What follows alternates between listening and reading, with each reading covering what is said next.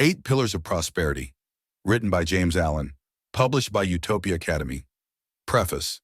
It is popularly supposed that a greater prosperity for individuals or nations can only come through a political and social reconstruction. This cannot be true apart from the practice of the moral virtues in the individuals that comprise a nation. Better laws and social conditions will always follow a higher realization of morality among the individuals of a community. But no legal enactment can give prosperity to, nay, it cannot prevent the ruin of, a man or a nation that has become lax and decadent in the pursuit and practice of virtue. The moral virtues are the foundation and support of prosperity, as they are the soul of greatness. They endure forever, and all the works of man which endure are built upon them. Without them there is neither strength, stability, nor substantial reality, but only ephemeral dreams. To find moral principles is to have found prosperity, greatness, truth, and is therefore to be strong, valiant, joyful, and free. Ancient James Allen. Bringulliu, Ilfracombe, England. 1. 8 Pillars. Prosperity rests upon a moral foundation. It is popularly supposed to rest upon an immoral foundation, that is, upon trickery, sharp practice, deception, and greed. One commonly hears even an otherwise intelligent man declare that no man can be successful in business unless he is dishonest, thus regarding business prosperity a good thing, as the effect of dishonesty a bad thing. Such a statement is superficial and thoughtless, and reveals a total lack of knowledge of moral causation, as well as a very limited grasp of the facts of life. It is as though one should sow henbane and reap spinach, or erect a brick house on a quagmire, things impossible in the natural order of causation, and therefore not to be attempted. The spiritual or moral order of causation is not different in principle, but only in nature. The same law obtains in things unseen in thoughts and deeds as in things seen in natural phenomena. Man sees the processes in natural objects and acts in accordance with them, but not seeing the spiritual processes, he imagines that they do not obtain, and so he does not act in harmony with them. Yet these spiritual processes are just as simple and just as sure as the natural processes. They are indeed the same natural modes manifesting in the world of mind. All the parables and a large number of the sayings of the great teachers are designed to illustrate this fact. The natural world is the mental world made visible. The seen is the mirror of the unseen. The upper half of a circle is in no way different from the lower half, but its sphericity is reversed. The material and the mental are not two detached arcs in the universe. They are the two halves of a complete circle. The natural and the spiritual are not at eternal enmity, but in the true order of the universe are eternally at one. It is in the unnatural and the abuse of function and faculty where division arises, and where man is wrested back, with repeated sufferings, from the perfect circle from which he has tried to depart. Every process in matter is also a process in mind. Every natural law has its spiritual counterpart. Take any natural object, and you will find its fundamental processes in the mental sphere if you rightly search. Consider, for instance, the germination of a seed and its growth into a plant with the final development of a flower and back to seed again. This also is a mental process. Thoughts are seeds which, falling in the soil of the mind, germinate and develop until they reach the completed stage, blossoming into deeds good or bad, brilliant or stupid, according to their nature, and ending as seeds of thought to be again sown in other minds.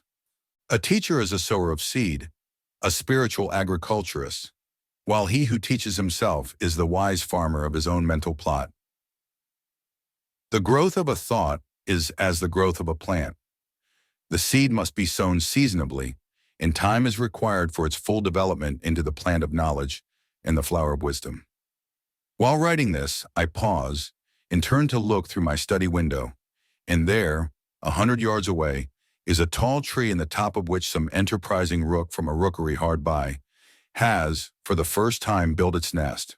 A strong northeast wind is blowing, so that the top of the tree is swayed violently to and fro by the onset of the blast. Yet there is no danger to that frail thing of sticks and hair, and the mother bird, sitting upon her eggs, has no fear of the storm. Why is this? It is because the bird has instinctively built her nest in harmony with principles which ensure the maximum strength and security.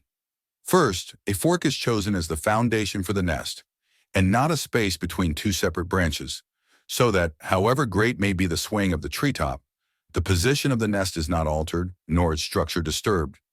Then the nest is built on a circular plane so as to offer the greatest resistance to any external pressure, as well as to obtain more perfect compactness within, in accordance with its purpose. And so, however the tempest may rage, the birds rest in comfort and security. This is a very simple and familiar object, and yet in the strict obedience of its structure to mathematical law, it becomes to the wise a parable of enlightenment, teaching them that only by ordering one's deeds in accordance with fixed principles is perfect surety, perfect security, and perfect peace obtained amid the uncertainty of events in the turbulent tempests of life. A house or a temple built by man is a much more complicated structure than a bird's nest, yet it is erected in accordance with those mathematical principles which are everywhere evidenced in nature. And here is seen how man, in material things, obeys universal principles.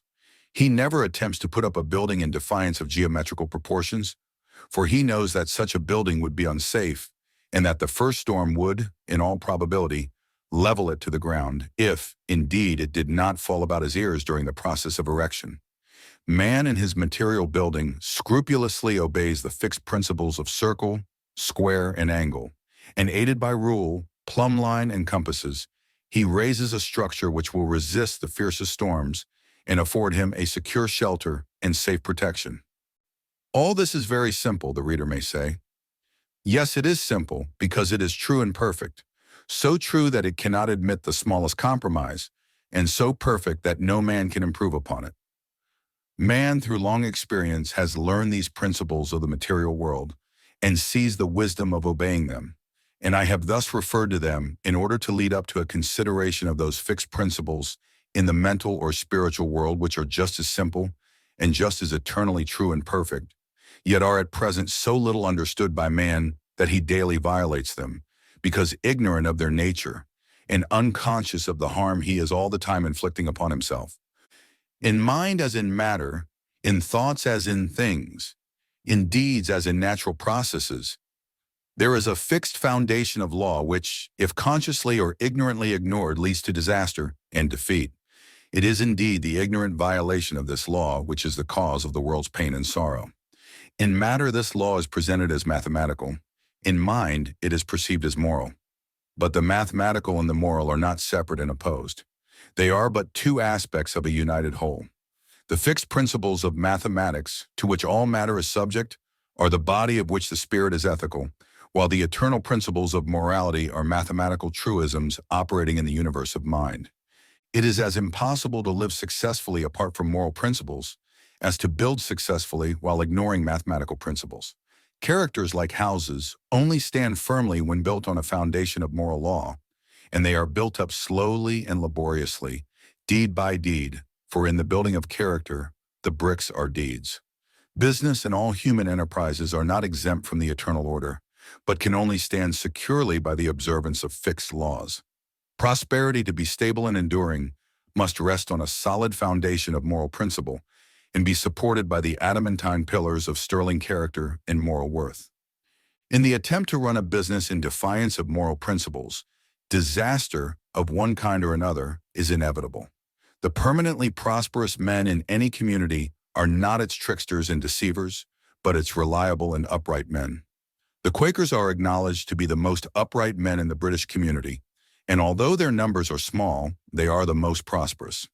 The Jains in India are similar both in numbers and sterling worth, and they are the most prosperous people in India. Men speak of building up a business, and indeed a business is as much a building as is a brick house or a stone church, albeit the process of building is a mental one. Prosperity, like a house, is a roof over a man's head, affording him protection and comfort. A roof presupposes a support, and a support necessitates a foundation.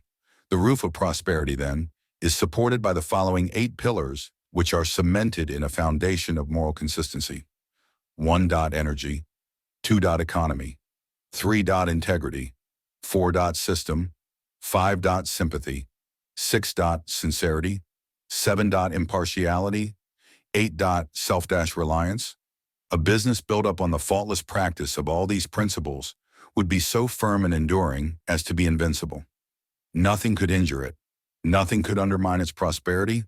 Nothing could interrupt its success or bring it to the ground. But that success would be assured with incessant increase so long as the principles were adhered to. On the other hand, where these principles were all absent, there could be no success of any kind. There could not even be a business at all, for there would be nothing to produce the adherence of one part with another. But there would be that lack of life, that absence of fiber and consistency which animates and gives body and form to anything whatsoever. Picture a man with all these principles absent from his mind, his daily life, and even if your knowledge of these principles is but slight and imperfect, yet you could not think of such a man as doing any successful work. You could picture him as leading the confused life of a shiftless tramp, but to imagine him at the head of a business, as the center of an organization, or as a responsible and controlling agent in any department of life, this you could not do because you realize its impossibility. The fact that no one of moderate morality and intelligence can think of such a man as commanding any success should, to all those who have not yet grasped the import of these principles, and therefore declare that morality is not a factor, but rather a hindrance in prosperity, be a sound proof to them that their conclusion is totally wrong. For if it was right, then the greater the lack of these moral principles, the greater would be the success. These 8 principles, then, in greater or lesser degree, are the causative factors in all success of whatsoever kind. Underneath all prosperity, they are the strong supports, and howsoever appearances may be against such a conclusion, a measure of them informs and sustains every effort which is crowned with that excellence which men name success. It is true that comparatively few successful men practice, in their entirety and perfection, all these 8 principles, but there are those who do, and they are the leaders, teachers, and guides of men, the supports of human society, and the strong pioneers in the van of human evolution. But while few achieve that moral perfection which ensures the acme of success, all lesser successes come from the partial observance of these principles, which are so powerful in the production of good results that even perfection in any 2 or 3 of them alone is sufficient to ensure an ordinary degree of prosperity and maintain a measure of local influence at least for a time, while the same perfection in 2 or 3 with partial excellence in all, or nearly all the others, will render permanent that limited success and influence which will, necessarily, grow and extend in exact ratio with a more intimate knowledge and practice of those principles which, at present, are only partially incorporated in the character. The boundary lines of a man's morality mark the limits of his success. So true is this that to know a man's moral status would be to know to mathematically gauge his ultimate success or failure. The temple of prosperity only stands in so far as it is supported by its moral pillars. As they are weakened, it becomes insecure. In so far as they are withdrawn, it crumbles away and totters to ruin. Ultimate failure and defeat are inevitable where moral principles are ignored or defied. Inevitable in the nature of things as cause and effect.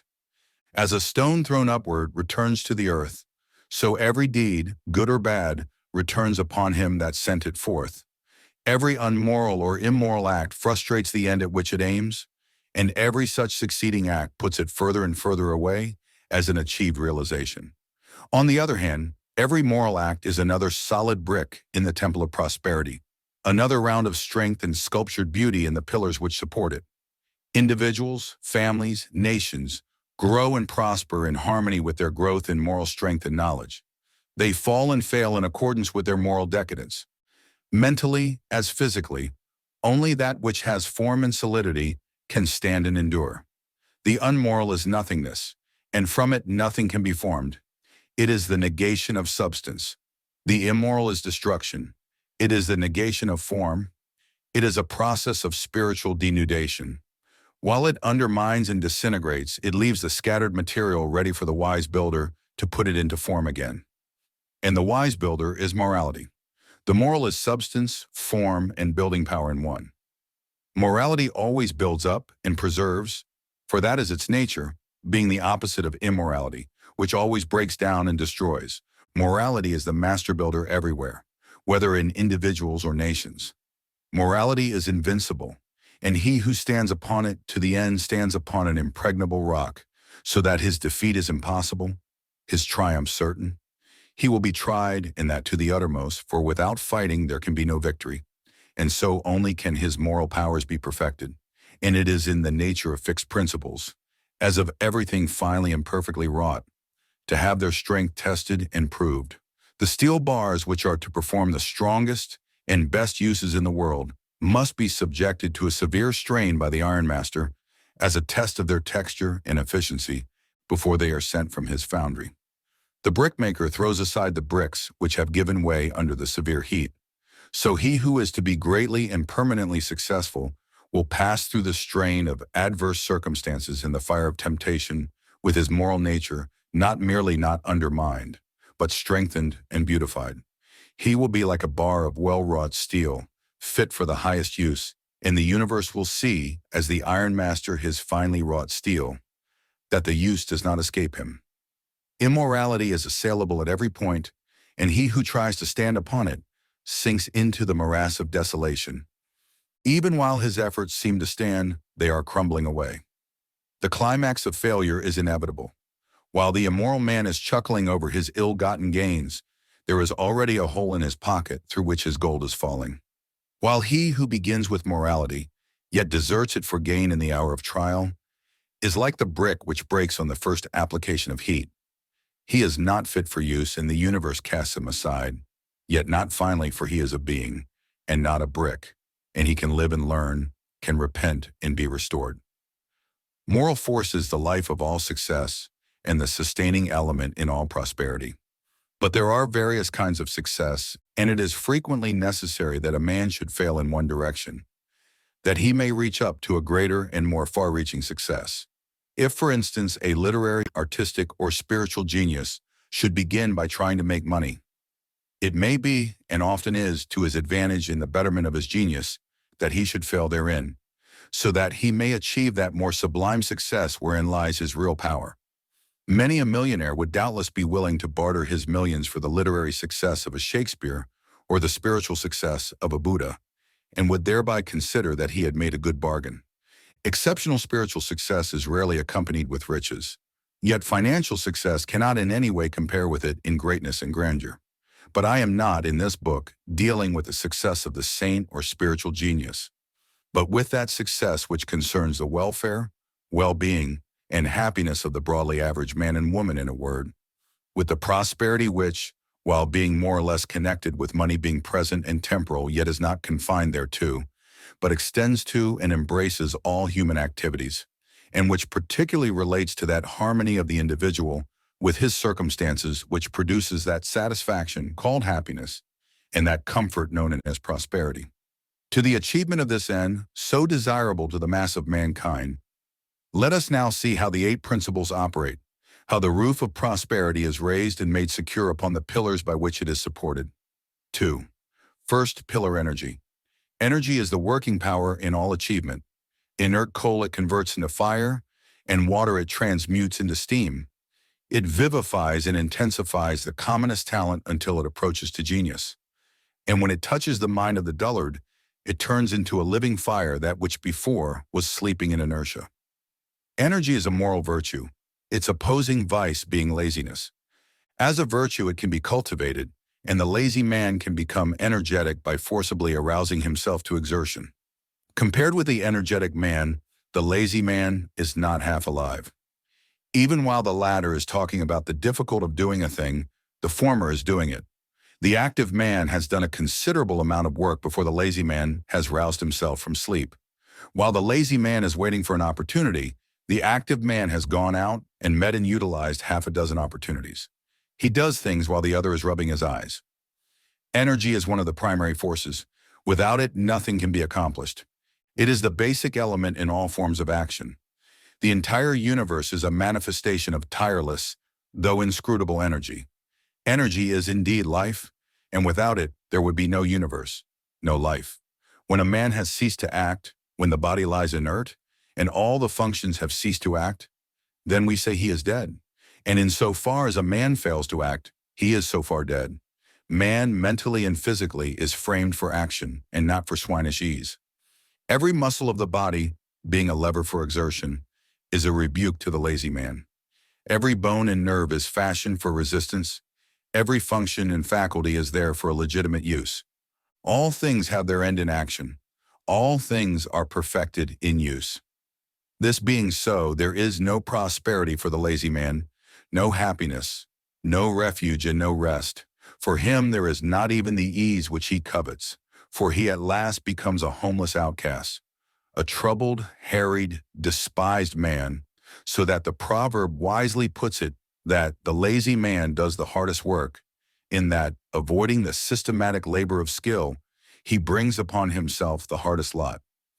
Yet energy misapplied is better than no energy at all. This is powerfully put by St. John in the words, "I would have you either hot or cold. If you are lukewarm, I will spew you out of my mouth." The extremes of heat and cold here symbolize the transforming agency of energy, in its good and bad aspects. The lukewarm stage is colorless, lifeless, useless. It can scarcely be said to have either virtue or vice and is merely barren, empty, fruitless. The man who applies his abounding energy to bad ends has, at the very power with which the strives to acquire his selfish ends, will bring upon him such difficulties, pains, and sorrows that will compel him to learn by experience, and so at last to refashion his base of action. At the right moment, when his mental eyes open to better purposes, he will turn round and cut new and proper channels for the outflow of his power, and will then be just as strong and good as he formerly was in evil. This truth is beautifully crystallized in the old proverb, "The greater the sinner, the great the saint." Energy is power, and without it there will be no accomplishment. There will not even be virtue, for virtue does not only consist of not doing evil, but also primarily of doing good. There are those who try, yet fail through insufficient energy. Their efforts are too feeble to produce positive results.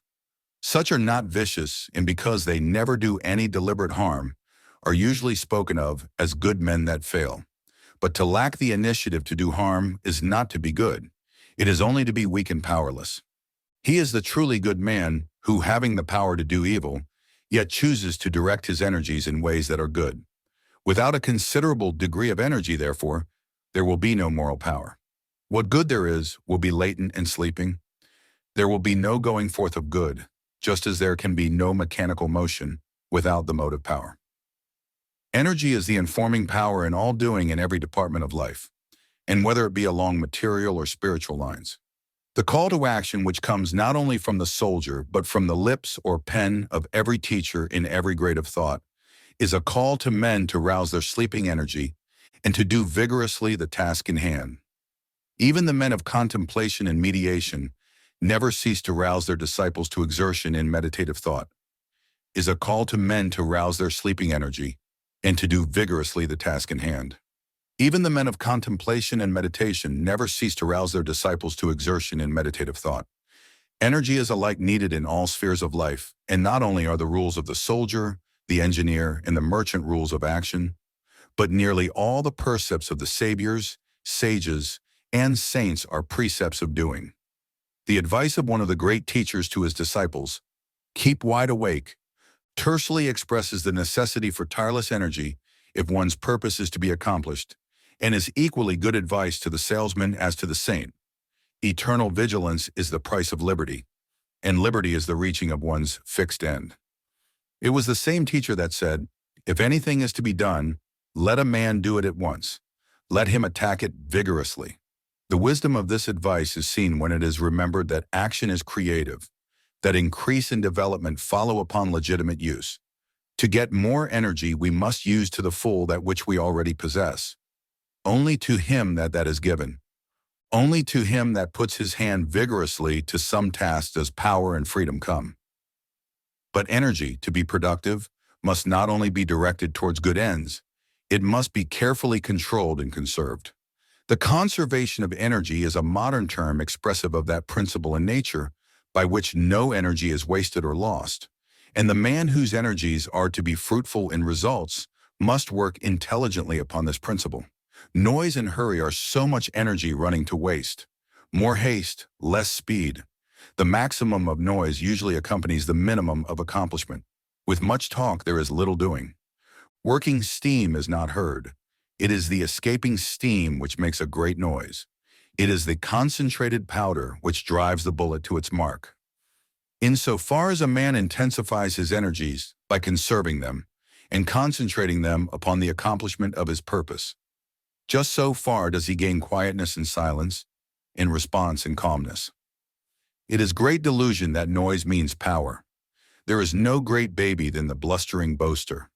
Physically a man, he is but an infant mentally, and having no strength to anything, and no work to show, he tries to make up for it by loudly proclaiming what he has done, or could do. Still waters run deep, and the great universal forces are inaudible. Where calmness is, there is the greatest power. Calmness is the sure indication of a strong, well-trained, patiently disciplined mind. The calm man knows his business, be sure of it.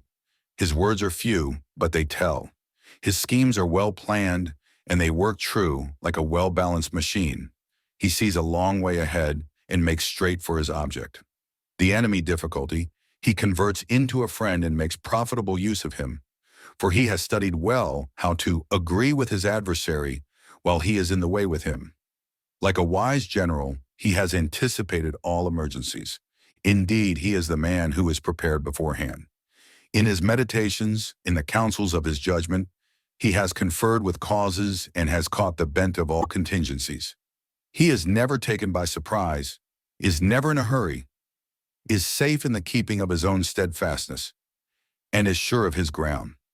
You may think you have got him, only to find the next moment that you have tripped in your haste, and that he has got you, or rather that you, wanting calmness, have hurried yourself into the dilemma which you had prepared for him. Your impulse cannot do battle with his deliberation, but is foiled at the first attack. Your uncurbed energy cannot turn aside the wisely directed steam of his concentrated power. He is armed at all points. By a mental jujitsu acquired through self-discipline, he meets opposition in such a way that it destroys itself. Upbraid him with angry words, and the reproof hidden in his gentle reply searches to the very heart of your folly, and the fire of your anger sinks into the ashes of remorse. Approach him with a vulgar familiarity, and his look at once fills you with shame and brings you back to your senses. As he is prepared for all events, so he is ready for all men, though no men are ready for him. All weaknesses are betrayed in his presence, and he commands by an inherent force which calmness has rendered habitual and unconscious. Calmness, as distinguished from the dead placidity of languor, is the acme of concentrated energy. There is a focused mentality behind it. In agitation and excitement, the mentality is dispersed.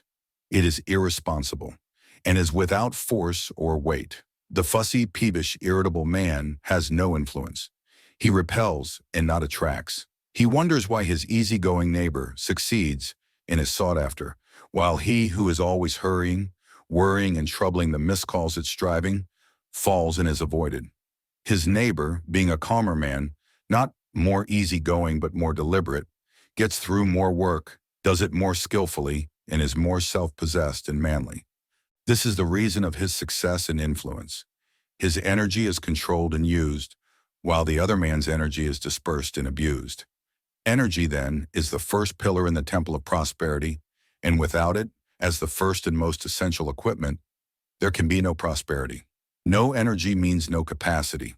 There is no manly self-respect and independence. Amongst the unemployed will be found many who are unemployable through sheer lack of this first essential of work energy. The man that stands many hours a day at a street corner with his hands in his pockets and a pipe in his mouth, waiting for someone to treat him to a glass of beer, is little likely to find employment or to accept it should it come to him. Physically flabby and mentally inert, he is every day becoming more is making himself more unfit to work and therefore unfit to live.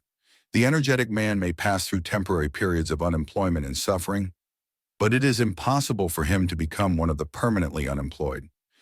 He will either find work or make it, for inertia is painful to him, and work is a delight, and he who delights in work will not long remain unemployed.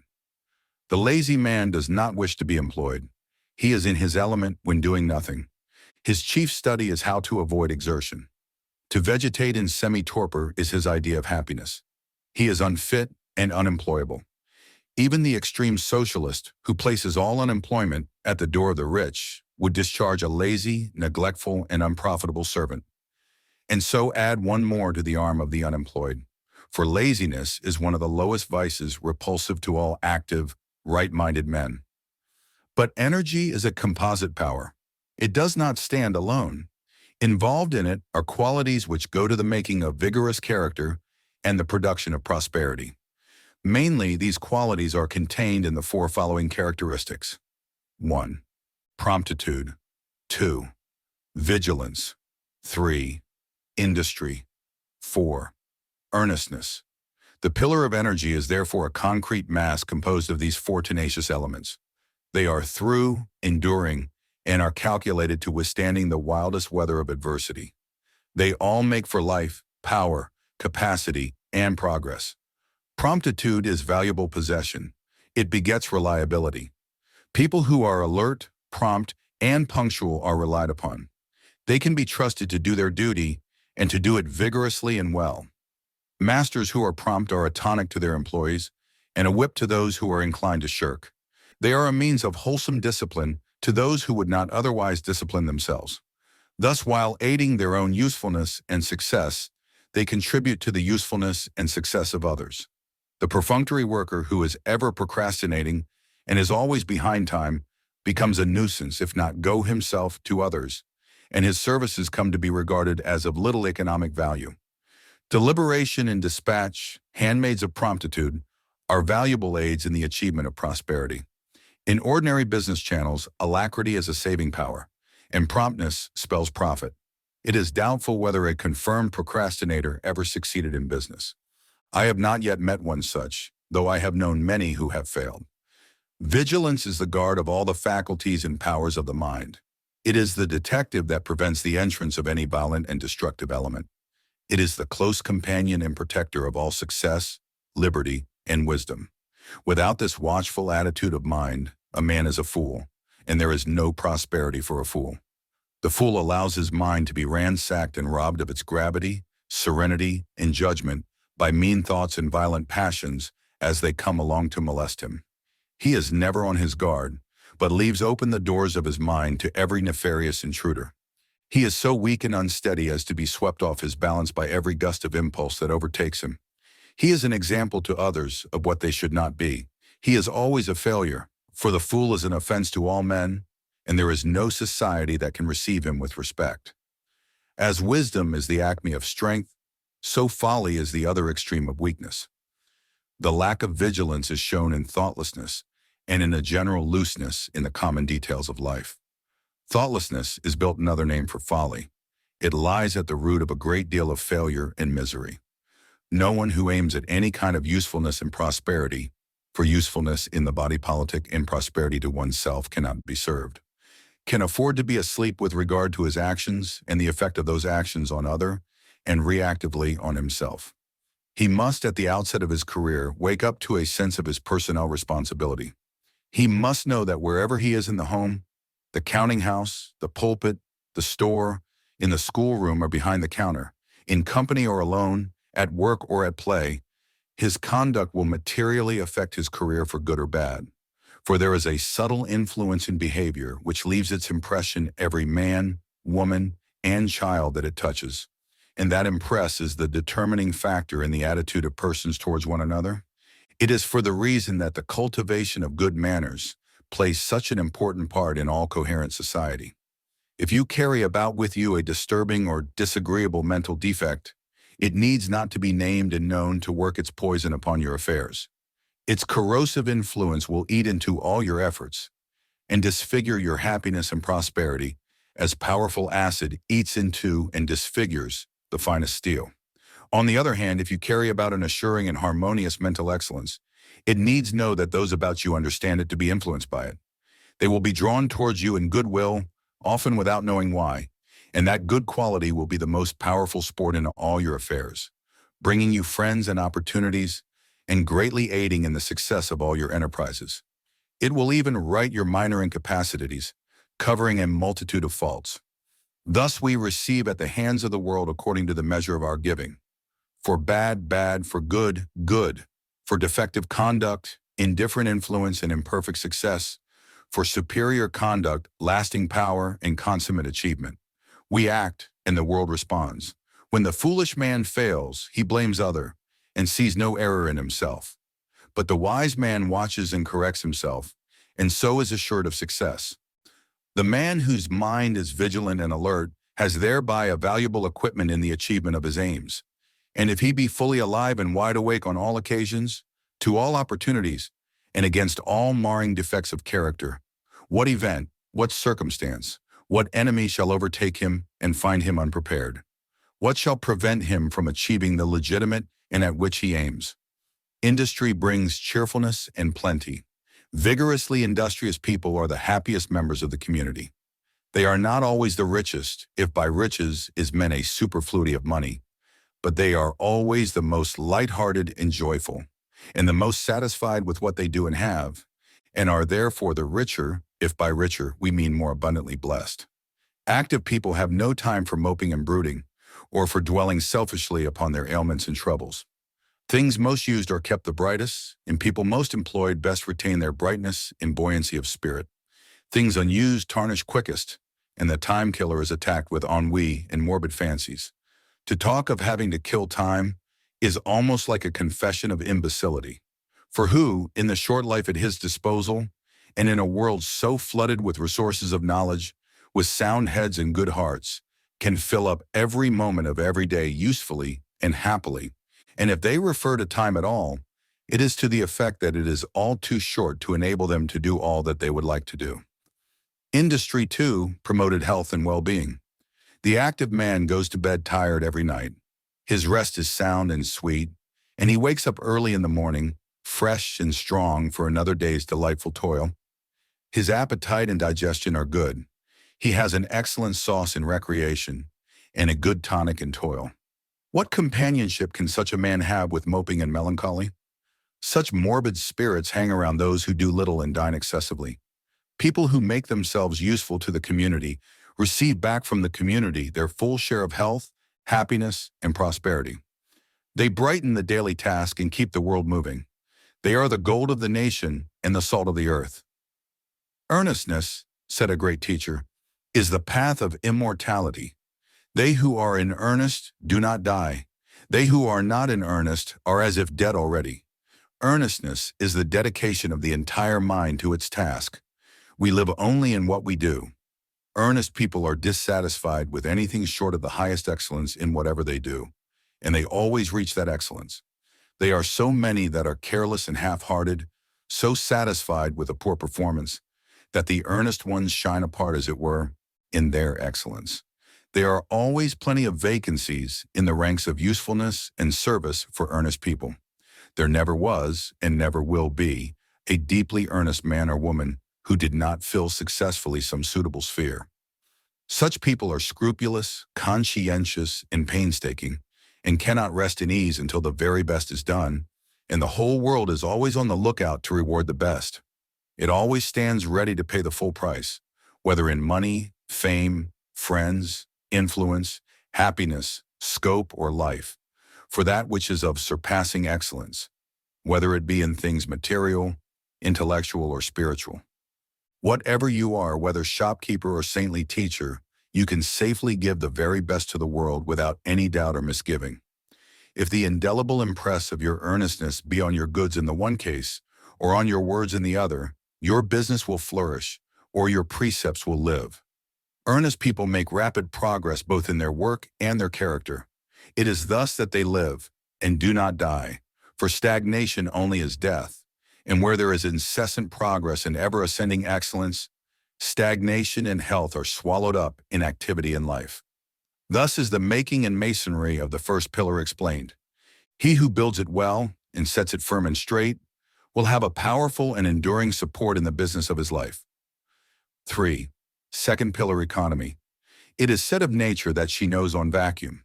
She also knows no waste. In the divine economy, my nature, everything is conserved and turned to good account. Even excreta are chemically transmitted and utilized in the building up of new forms.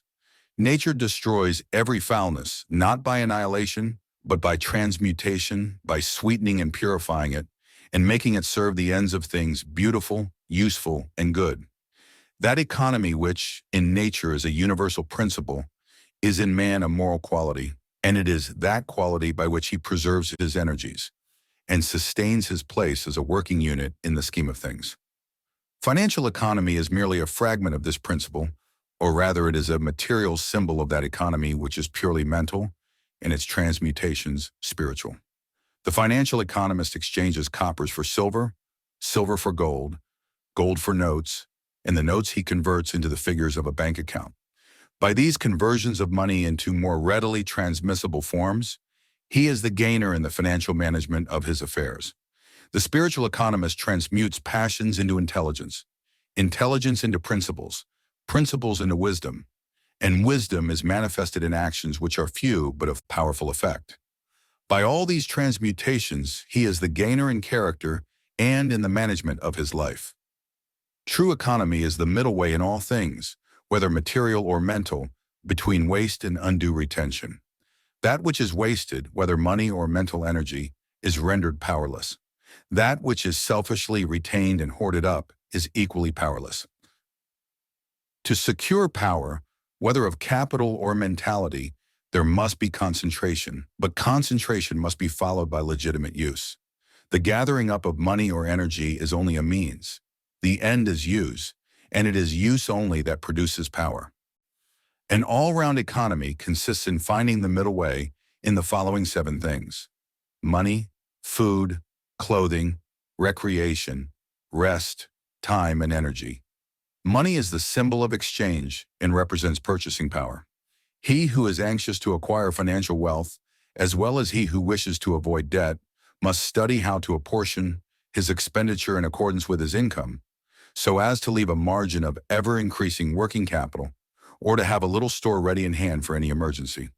Money spent in thoughtless expenditure, in worthless pleasures, or harmful luxuries is money wasted and power destroyed. For although a limited and subordinate power, the means and capacity for legitimate and virtuous purchase is, nevertheless, a power, and one that enters largely into the details of our everyday life.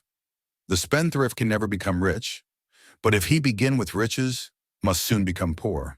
The miser with all his stored away gold cannot be said to be rich, for he is in want, and his gold, lying idle, is deprived of its power of purchase.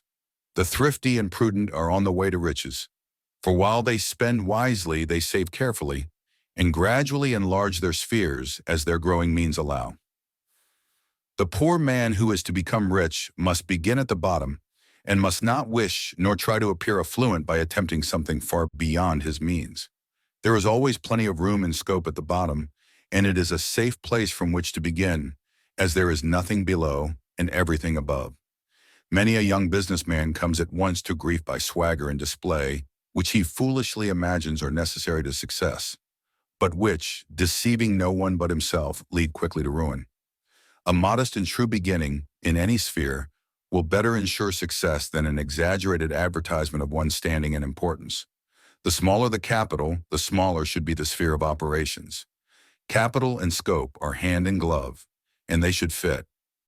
Concentrate your capital within the circle of its working power, and however circumscribed that circle may be, it will continue to widen and extend as the gathering momentum of power presses for expression. Above all, take care always to avoid the 2 extremes of parsimony and prodigality. Food represents life, vitality, and both physical and mental strength. There is a middle way in eating and drinking, as in all else. The man who is to achieve prosperity must be well nourished, but not overfed. The man that starves his body, whether through miserliness or asceticism, both forms of false economy, diminishes his mental energy and renders his body too enfeebled to be the instrument for any strong achievement. Such a man courts sickly-mindedness, a condition conducive only to failure. The glutton, however, destroys himself by excess. His bestialized body becomes a stored-up reservoir of poisons, which attract disease and corruption, while his mind becomes more and more brutalized and confused, and therefore more incapable. Gluttony is one of the lowest and most animal vices, and is obnoxious to all who pursue a moderate course. The best workers and most successful men are they who are most moderate in eating and drinking. By taking enough nourishment, but not too much, they attain the maximum physical and mental fitness. Beings thus well equipped by moderation, they are enabled to vigorously and joyfully fight the battle of life. Clothing is covering and protection for the body, though it is frequently wrested from this economic purpose and made a means of vain display. The two extremes to be avoided here are negligence and vanity. Custom cannot and need not be ignored, and cleanliness is all important. The ill-dressed, unkempt man or woman invites failure and loneliness. A man's dress should harmonize with his station in life, and it should be of good quality and be well made and appropriate. Clothing should not be cast aside while comparatively new, but should be well worn. If a man be poor, he will not lose in either self-respect or the respect of others by wearing threadbare clothing, if it be clean and his whole body be clean and neat. But vanity, leading to excessive luxury in clothing, is a vice which should be studiously avoided by virtuous people. I know a lady who had 40 dresses in her wardrobe, also a man who had 20 walking sticks, about the same number of hats, and some dozen Macintoshes, while another had some 20 or 30 pairs of boots. Rich people who thus squander money on piles of superfluous clothing are courting poverty, for it is waste, and waste leads to want. The money so heedlessly spent could be better used, for suffering abounds, and charity is noble.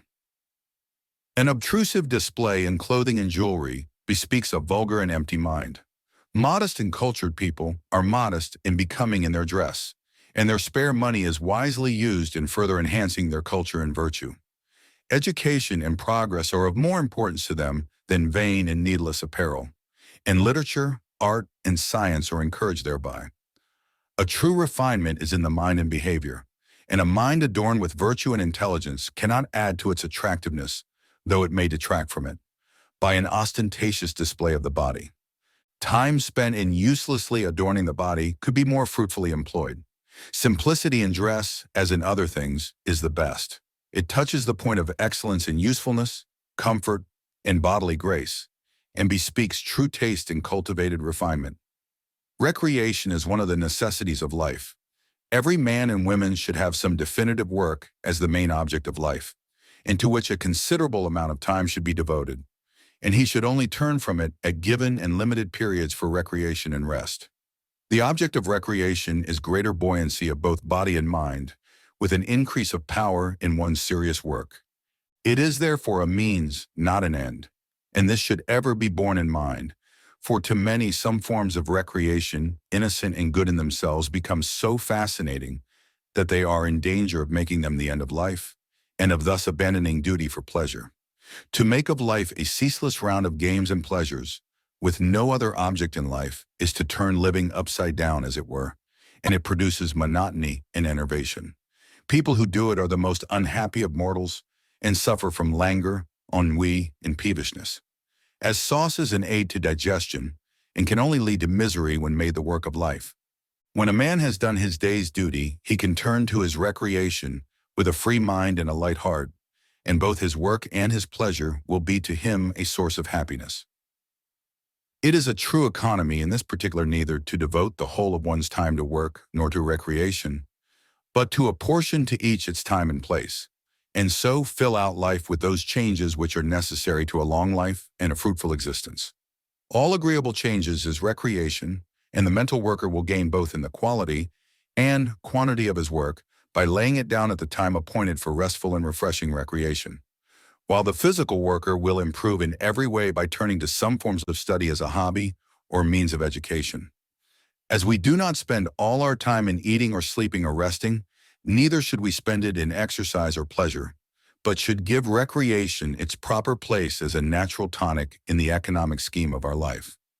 Rest is for recuperation after toil. Every self-respecting human being should do sufficient work every day to make his sleep restful and sweet, and his rising up fresh and bright. Enough sleep should be taken, but not too much. Overindulgence on the one hand, or deprivation on the other, are both harmful. It is an easy matter to find out how much sleep one requires. By going to bed early and getting up early, rising a little earlier every morning, if one has been in the habit of spending long hours in bed. One can very soon accurately gauge and adjust the number of hours he or she requires for complete recuperation. It will be found as the sleeping hours are shortened that the sleep becomes more and more sound and sweet, and the waking up more and more alert and bright. People who are to prosper in their work must not give way to ignoble ease and overindulgence in sleep. Fruitful labor and not ease is the true end of life, and ease is only good insofar as it subserves the ends of work. Sloth and prosperity can never be companions, can never even approach each other. The sluggard will never overtake success, but failure will speedily catch up with him and leave him defeated. Rest is to fit us for greater labor, and not to pamper us in indolence. When the bodily vigor is restored, the end of rest is accomplished. A perfect balance between labor and rest contributes considerably to health, happiness, and prosperity. Time is that which we all possess in equal measure. The day is not lengthened for any man. We should therefore see to it that we do not squander its precious minutes in unprofitable waste.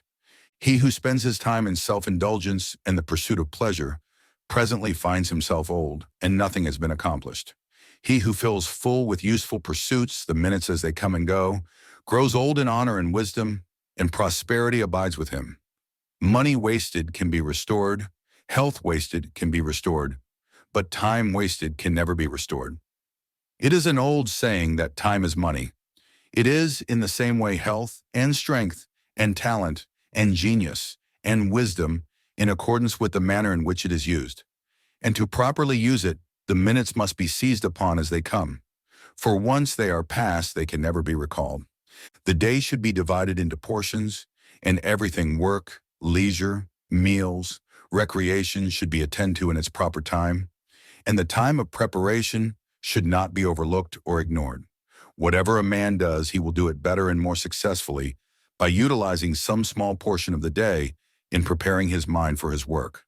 The man who gets up early in order to think and plan, that he may weigh and consider and forecast, will always manifest greater skill and success in his particular pursuit than the man who lives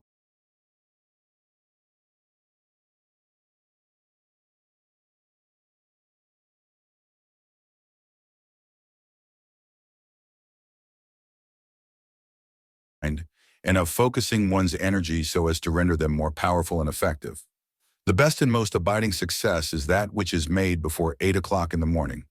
He who is at his business at 6 o'clock will always, other conditions being equal, be a long way ahead of the man who is in bed at 8. The lie abed heavily handicaps himself in the race of life. He gives his early rising competitor 2 or 3 hours start every day. How can he ever hope to win with such a self-imposed tax upon his time? At the end of a year, that 2 or 3 hour start every day is shown in a success which is the synthesis of accumulated results.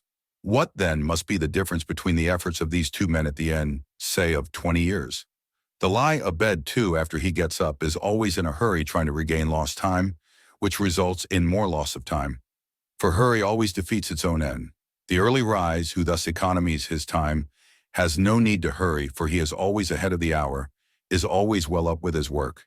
He can well afford to be calm and deliberate, and to do carefully and well whatever is in hand, for his good habit shows itself at the end of the day in the form of a happy frame of mind, and in bigger results in the shape of work skillfully and successfully done.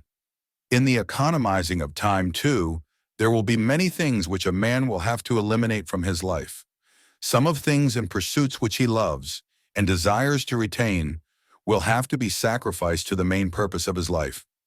The studied elimination of non-essentials from one's daily life is a vital factor in all great achievement.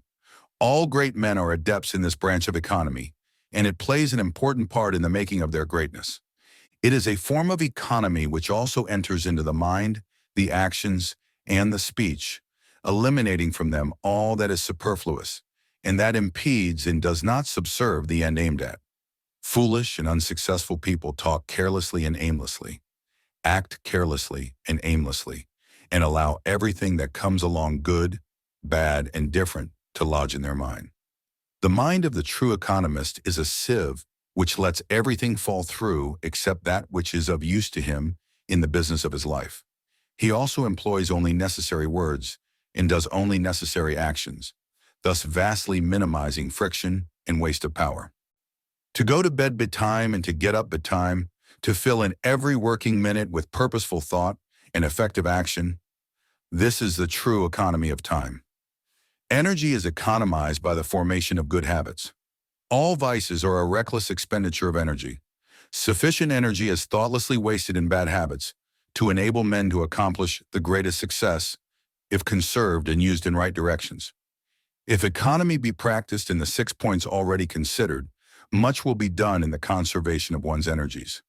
But a man must go still further and carefully husband his vitality by the avoidance of all forms of physical self-indulgences and impurities, but also all those mental vices such as hurry, worry, excitement, despondency, anger, complaining, and envy, which deplete the mind and render it unfit for any important work or admirable achievement. They are common forms of mental dissipation which a man of character should study how to avoid and overcome. The energy wasted in frequent fits of bad temper would, if controlled and properly directed, give a man strength of mind, force of character, and much power to achieve. The angry man is a strong man made weak by the dissipation of his mental energy. He needs self-control to manifest his strength. The calm man is always his superior in any department of life, and will always take precedence of him, both in his success and in the estimation of others. No man can afford to disperse his energies in fostering bad habits and bad tendencies of mind. Every vice, however apparently small, will tell against him in the battle of life. Every harmful self-indulgence will come back to him in the form of some trouble or weakness. Every moment of riot or of pandering to his lower inclinations will make his progress more laborious, and will hold him back from scaling the high heaven of his wishes for achievement. On the other hand, he who economizes his energies and bends them towards the main task of his life will make rapid progress, and nothing will prevent him from reaching the golden city of success. It will be seen that economy is something far more profound and far-reaching than the mere saving of money. It touches every part of our nature and every phase of our life. The old saying, "Take care of the pence and the pounds will take care of themselves," may be regarded as a parable for the lower passions as native energy.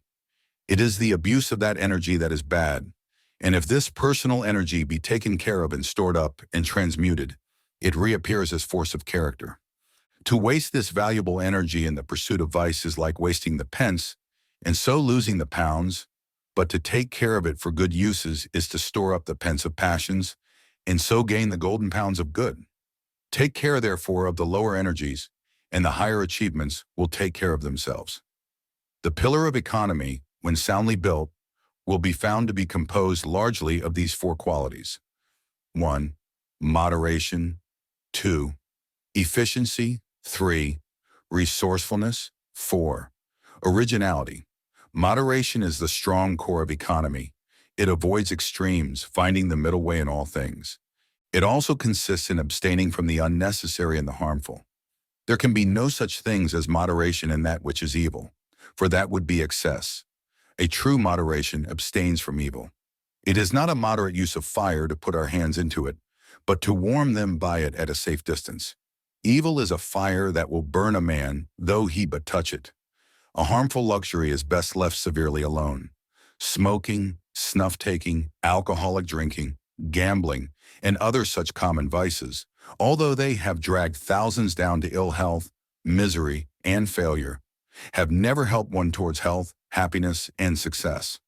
The man who eschews them will always be head of the man that pursues them, their talents and opportunities being equal.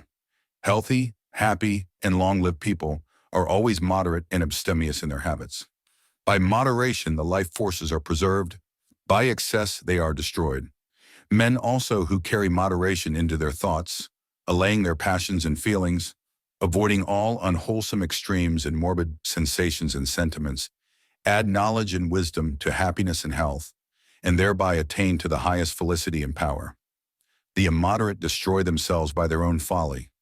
They weaken their energies and stultify their capabilities, and instead of achieving an abiding success, reach only at best a fitful and precarious prosperity. Efficiency proceeds from the right conservation of one's forces and powers. All skill is the use of concentrated energy. Superior skill, as talent and genius, is a higher degree of concentrated force. Men are always skillful in that which they love, because the mind is almost ceaselessly centered upon it. Skill is the result of that mental economy which transmutes thought into invention and action. There will be no prosperity without skill, and one's prosperity will be in the measure of one's skill. By a process of natural selection, the inefficient fall into their right places. Among the badly paid or unemployed, for who will employ a man who cannot or will not do his work properly? An employer may occasionally keep such a man out of charity, but this will be exceptional, as places of business, offices, households, and all centers of organized activity are not charitable institutions, but industrial bodies which stand or fall but the fitness and efficiency of their individual members. Skill is gained by thoughtfulness and attention. Aimless and inattentive people are usually out of employment, to wit, the lounger at the street corner. They cannot do the simplest thing properly because they will not rouse up the mind to thought and attention. Recently, an acquaintance of mine employed a tramp to clean his windows, but the man had refrained from work and systematic thought for so long that he had become incapable of both and could not even clean a window. Even when shown how to do it, he could not follow the simple instructions given. This is an instance, too, of the fact that the simplest thing requires a measure of skill in the doing. Efficiency largely determines a man's place among his fellows and leads one on by steps to higher and higher positions as greater powers are developed. The good workman is skillful with his tools, while the good man is skillful with his thoughts. Wisdom is the highest form of skill. Aptitude in incipient wisdom. There is one right way of doing everything, even the smallest, in 1,000 wrong ways. Skill consists in finding the one right way and adhering to it. The inefficient bungle confusedly about among the 1,000 wrong ways and do not adopt the right even when it's pointed out to them. They do this in some cases because they think, in their ignorance, that they know best, thereby placing themselves in a position where it becomes impossible to learn, even though it be only to learn how to clean a window or sweep a floor. Thoughtlessness and inefficiency are all too common. There is plenty of room in the world for common. There is plenty of room in the world for thoughtful and efficient people. Employers of labor know how difficult it is to get the best workmanship. The good workman, whether with tools or brain, whether with speech or thought, will always find a place for the exercise of his skill. Resourcefulness is the outcome of efficiency. It is an important element in prosperity, for the resourceful man is never confounded. He may have many falls, but he will always be equal to the occasion and will be on his feet again immediately. Resourcefulness has its fundamental cause in the conservation of energy. It is energy transmuted. When a man cuts off certain mental or bodily vices which have been depleting him of his energy, what becomes of the energy so conserved? It is not destroyed or lost, for energy can never be destroyed or lost. It becomes productive energy. It reappears in the form of fruitful thought. The virtuous man is always more successful than the vicious man because he is teeming with resources. His entire mentality is alive and vigorous, abounding with stored-up energy. What the vicious man wastes in barren indulgence, the virtuous man uses in fruitful industry. A new life in a new world, abounding with all fascinating pursuits and pure delights, open up to the man who shuts himself off from the old world of animal vice, and his place will be assured by the resources which will well up within him. Barren seed perishes in the earth. There is no place for it in the fruitful economy of nature. Barren minds sink in the struggle of life. Human society makes for good, and there is no room in it for the emptiness engendered by vice. But the barren mind will not sink forever. When it wills, it can become fruitful and regain itself. By the very nature of existence, by the eternal law of progress, the vicious man must fall. But having fallen, he can rise again. He can turn from vice to virtue and stand self-respecting and secure upon his own resources. The resourceful men invent, discover, initiate. They cannot fail, for they are in the stream of progress. They are full of new schemes, new methods, new hopes, and their life is so much fuller and richer thereby. They are men of supple minds. When a man fails to improve his business, his work, his methods, he falls out of the line of progress and has begun to fail. His mind has become stiff and inert like the body of an aged man, and so fails to keep pace with the rapidly moving ideas and plans of resourceful minds. A resourceful mind is like a river which never runs dry and which affords refreshment and supplies new vigor in times of drought. Men of resources are men of new ideas, and men of new ideas flourish where others fade and decay. Originality is resourcefulness ripened and perfected. Where there is originality, there is genius, and men of genius are the lights of the world. Whatever work a man does, he should fall back upon his own resources in the doing it. While learning from others, he should not slavishly imitate them, but should put himself into his work and so make it new and original. Original men get the ear of the world. They may be neglected at first, but they are always ultimately accepted and become patterns for mankind. Once a man has acquired the knack of originality, he takes his place as a leader among men in his particular department of knowledge and skill. But originality cannot be forced. It can only be developed, and it is developed by proceeding from excellence to excellence, by ascending in the scale of skill by the full and right use of one's mental powers. Let a man consecrate himself to his work. Let him, so consecrated, concentrate all his energies upon it. And the day will come when the world will hail him as one of its strong sons, and he, too, like Balzac, who, after many years of strenuous toil, one day exclaimed, "I am about to become a genius. I am about to become a genius," will at least discover, to his joy, that he has joined the company of original minds, the gods who lead mankind into newer, higher, and more beneficent ways. The composition of the second pillar is thus revealed. Its building awaits the ready workman who will skillfully apply his mental energies. 4. Third pillar, integrity. There is no striking a cheap bargain with prosperity. It must be purchased not only with intelligent labor, but with moral force. As the bubble cannot endure, so the fraud cannot prosper. He makes a feverish spurt in the acquirement of money and then collapses. Nothing is ever gained, ever can be gained by fraud. It is but rested for a time, to be again returned with heavy interest. But fraud is not confined to the unscrupulous swindler. All who are getting, or trying to get, money without giving an equivalent are practicing fraud, whether they know it or not. Men who are anxiously scheming how to get money without working for it are frauds, and mentally they are closely allied to the thief and swindler under whose influence they come, sooner or later, and who deprives them of their capital. What is a thief but a man who carries to its logical, or later, and who deprives them of their capital? What is a thief but a man who carries to its logical extreme the desire to possess without giving a just return, that is, unlawfully? The man that courts prosperity must, in all his transactions, whether material or mental, study how to give a just return for that which he receives. This is the great fundamental principle in all sound commerce, while in spiritual things it becomes the doing to others that which we would have them do to us and applied to the forces of the universe. It is scientifically stated in the formula, action and reaction are equal. Human life is reciprocal, not rapacious, and the man who regards all others as his legitimate prey will soon find himself stranded in the desert of ruin, far away from the path of prosperity. He is too far behind in the process of evolution to cope successfully with honest man. The fittest, the best, always survive, and he being the worst cannot therefore continue. His end, unless the change in time, is sure it is the goal, the filthy hovel, or the place of the deserted outcast. His efforts are destructive and not constructive, and he thereby destroys himself. It was Carlyle who, referring to Muhammad being then universally regarded by Christians as an impostor, exclaimed, "An impostor found a religion.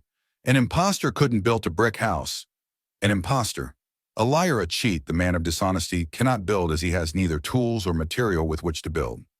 He can no more build up a business, a character, a career, a success, than he can found a religion or build a brick house.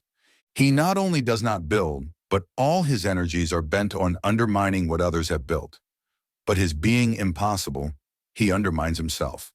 Without integrity, energy and economy will at last fail, but aided by integrity, their strength will be greatly augmented. There is not an occasion in life in which the moral factor does not play an important part.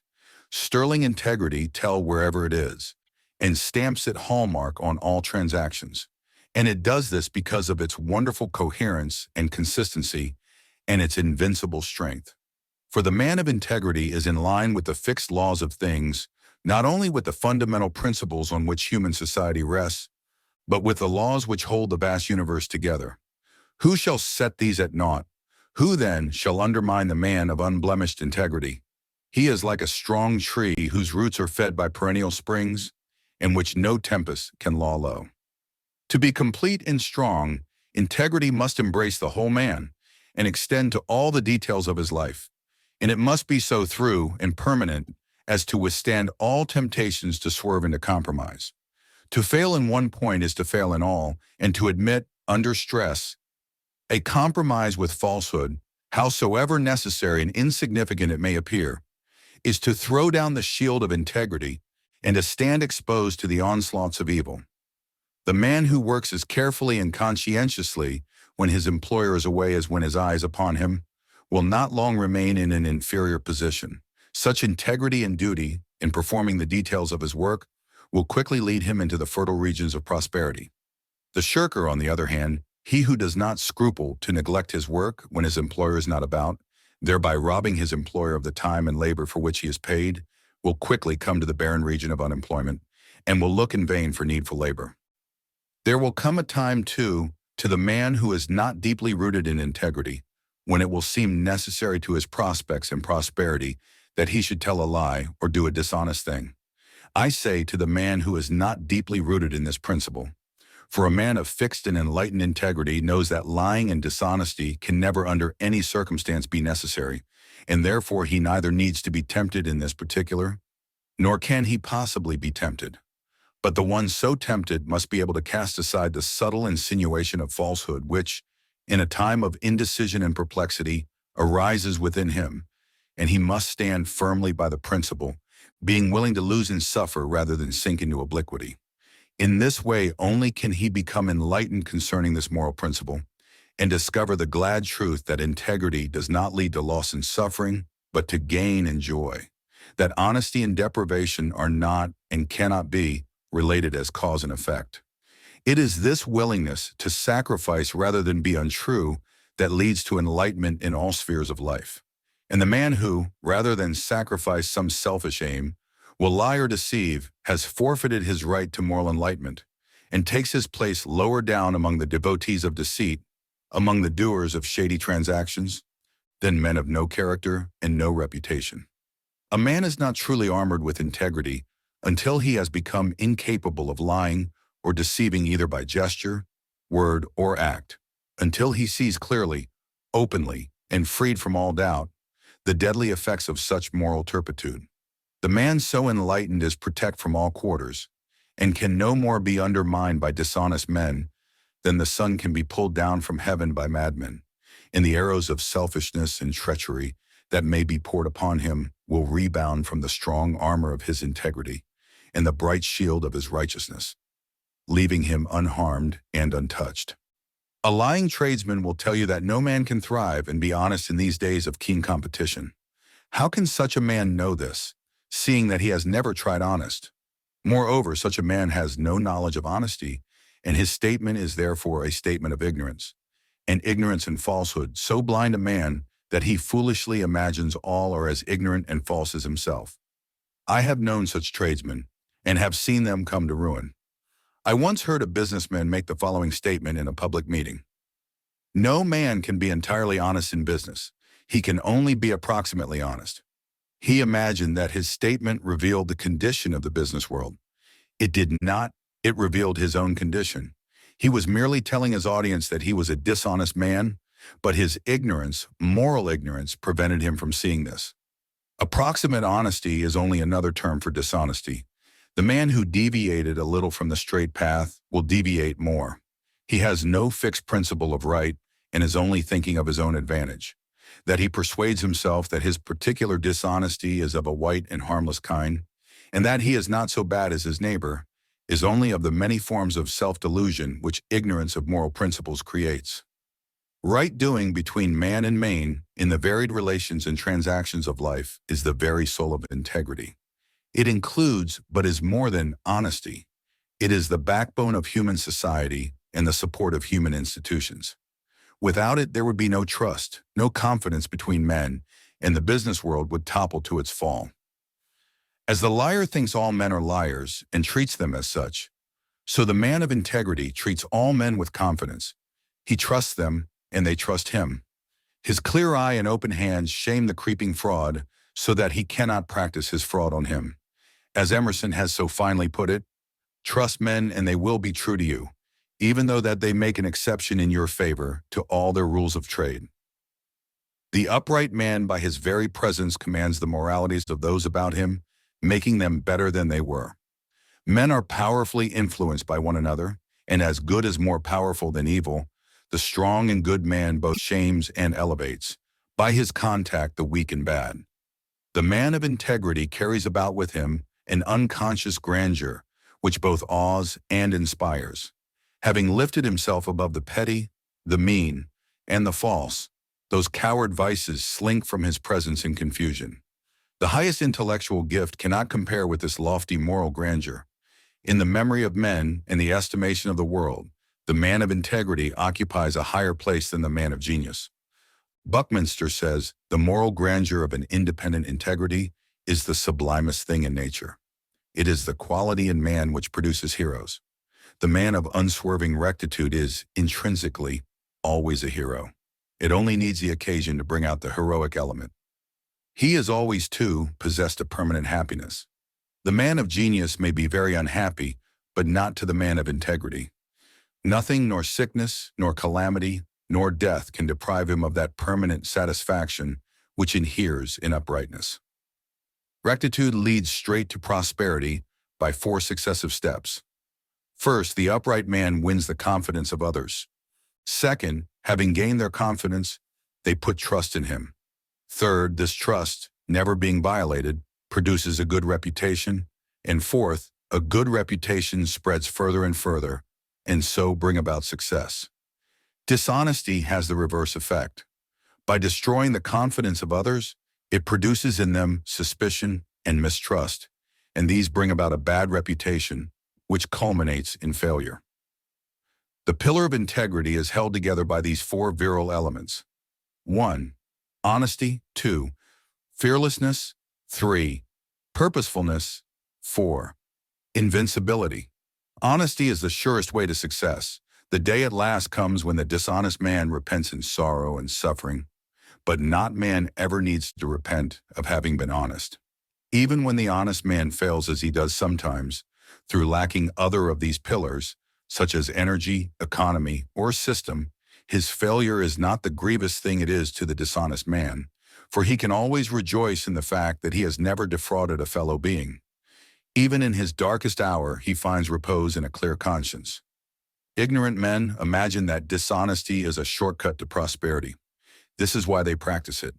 The dishonest man is morally short-sighted, like the drunkard who sees the immediate pleasure of his habit, but not the ultimate degradation.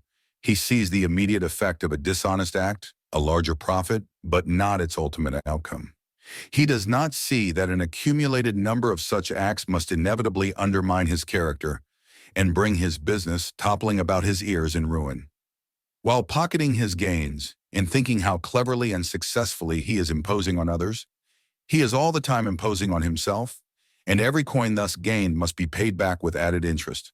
And from this just retribution there is no possible loophole of escape. This moral gravitation is as sure and unvarying as the physical gravitation of a stone to the earth. The tradesman who demands of his assistants that they shall be, and misrepresents his goods to customers, is surrounding himself on all hands with suspicion, mistrust, and hatred. Even the moral weaklings who carry out his instructions despise him while defiling themselves with his unclean work. How can success thrive in such a poisonous atmosphere? The spirit of ruin is already in such a business, and the day of his fall is ordained. An honest man may fail, but not because he is honest, and his failure will be honorable and will not injure his character and reputation. His failure, too, resulting doubtless from his incapacity in the particular direction of his failure, will be a means of leading him into something more suited to his talents, and thus to ultimate success. Fearlessness accompanies honesty. The honest man has a clear eye and an unflinching gaze. He looks his fellow men in the face, and his speech is direct and convincing. The liar and cheat hangs his head. His eye is muddy and his gaze oblique. He cannot look another man in the eye, and his speech arouses mistrust, for it is ambiguous and unconvincing. When a man has fulfilled his obligations, he has nothing to fear. All his business relations are safe and secure. His methods and actions will endure the light of day. Should he pass through a difficult time and get into debt, everybody will trust him and be willing to wait for payment, and all his debts will be paid. Dishonest people try to avoid paying their debts, and they live in fear. But the honest man tries to avoid getting into debt. But when debt overtakes him, he does not fear, but, redoubling his exertions, his debts are paid. The dishonest are always in fear. They do not fear debt, but fear that they will have to pay their debts. They fear their fellow men, fear the established authorities, fear the results of all that they do, and they are in constant fear of their misdeeds being revealed, and of the consequences which may at any moment overtake them. The honest man is rid of all this burden of fear. He is light-hearted and walks erect among his fellows, not assuming a part and skulking and cringing, but being himself and meeting eye to eye. Not deceiving or injuring any, there are none to fear, and anything and against him can only rebound to his advantage. And this fearlessness is, in itself, a tower to strength in a man's life, supporting him through all emergencies, enabling him to battle manfully with difficulties, and in the end securing for him that success of which he cannot be dispossessed. Purposefulness is the direct outcome of that strength of character which integrity fosters. The man of integrity is the man of direct aims and strong and intelligent purposes. He does not guess and work in the dark. All his plans have in them some of that moral fiber of which his character is wrought. A man's work will always in some way reflect himself, and the man of sound integrity is the man of sound plan. He waits and considers and looks ahead, and so is less likely to make serious mistakes, or to bungle into a dilemma from which it is difficult to escape. Taking a moral view of all things and always considering moral consequences, he stands on a firmer and more exalted ground than the man of mere policy and expedience. And while commanding a more extended view of any situation, he wields the greater power which a more comprehensive grasp of details with the principles involved confers upon him. Morality always has the advantage of expediency. Its purposes always reach down far below the surface, and are therefore more firm and secure, more strong and lasting. There is a native directness, too, about integrity, which enables a man to get straight to the mark in whatever he does, and which makes failure almost impossible. Strong men have strong purposes, and strong purposes lead to strong achievements. The man of integrity is above all men strong, and his strength is manifested in that thoroughness with which he does the business of his life, thoroughness which commands respect, admiration, and success. Invincibility is a glorious protector, but it only envelops the man whose integrity is perfectly pure and unassailable. Never to violate, even in the most insignificant particular, the principle of integrity is to be invincible against all the assaults of innuendo, slander, and misrepresentation. The man who has failed in one point is vulnerable, and the shaft of evil, entering that point, will lay him low like the arrow in the heel of Achilles. Pure and perfect integrity is proof against all attack and injury, enabling its possessor to meet all opposition and persecution with dauntless courage and sublime equanimity. No amount of talent, intellect, or business acumen can give a man that power of mind and peace of heart which come from an enlightened acceptance and observance of lofty moral principles. Moral force is the greatest power.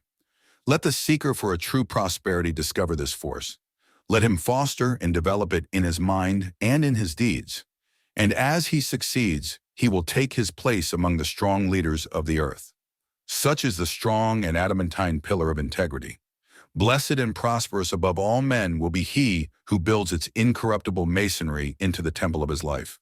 5. Fourth pillar, system. System is that principle of order by which confusion is rendered impossible. In the natural and universal order, everything is in its place, so that the vast universe runs more perfectly than the most perfect machine. Disorder in space would mean the destruction of the universe, and disorder in a man's affairs destroys his work and his prosperity. All complex organizations are built up by system. No business or society can develop into large dimensions apart from system. And this principle is preeminently the instrument of the merchant, the businessman, and the organizer of institutions. There are many departments in which a disorderly man may succeed, although attention to order would increase his success. But he will not succeed in business unless he can place the business entirely in the hands of a systematic manager, who will thereby remedy his own defect. All large business concerns have been evolved along definitely drawn systematic lines, any violation of which would be disastrous to the efficiency and welfare of the business. Complex business or other organizations are built up like complex bodies in nature, by scrupulous attention to details. The disorderly man thinks he can be careless about everything but the main end, but by ignoring the means he frustrates the end. By the disarrangement of details, organisms perish, and by the careless neglect of details, the growth of any work or concern is prevented. Disorderly people waste an enormous amount of time and energy. The time frittered away in hunting for things is sufficient, were, if conserved by order, to enable them to achieve any success, for slovenly people never have a place for anything and have to hunt, frequently for a long time, for any article which they require. In the irritation, bad humor, and chagrin which this daily hunting for things brings about, as much energy is dissipated as would be required to build up a big business or scale the highest heights of achievement in any direction. Orderly people conserve both their time and energy. They never lose anything, and therefore never have to find anything. Everything is in its place, and the hand can be at once placed upon it, though it be in the dark. They can well afford to be cool and deliberate, and so use their mental energies in something more profitable than irritation, bad temper, and accusing others for their own lack of order. There is a kind of genius in system which can perform apparent wonders with ease. A systematic man can get through so great a quantity of work in such a short time, and with such freedom from such exhaustion, as to appear almost miraculous. He scaled the heights of success while his slovenly competitor is wallowing hopelessly in the bogs of confusion. His strict observance of the law of order enables him to reach his ends swiftly and smoothly, without friction or loss of time. The demands of system in all departments of the business world are as rigid and exacting as the holy vows of a saint, and cannot be violated in the smallest particular but at the risk of one's financial prospects. In the financial world, the law of order is an iron necessity, and he who faultlessly observes it saves time, temper, and money. Every enduring achievement in human society rests upon a basis of system. So true is this that were system withdrawn, progress would cease. Think, for instance, of the vast achievements of literature, the works of classic authors and of great geniuses, the great poems, the innumerable prose works, the monumental histories, the soul-stirring orations. Think also the social intercourse of human society, of its religions, its legal statutes, and its vast fund of book knowledge.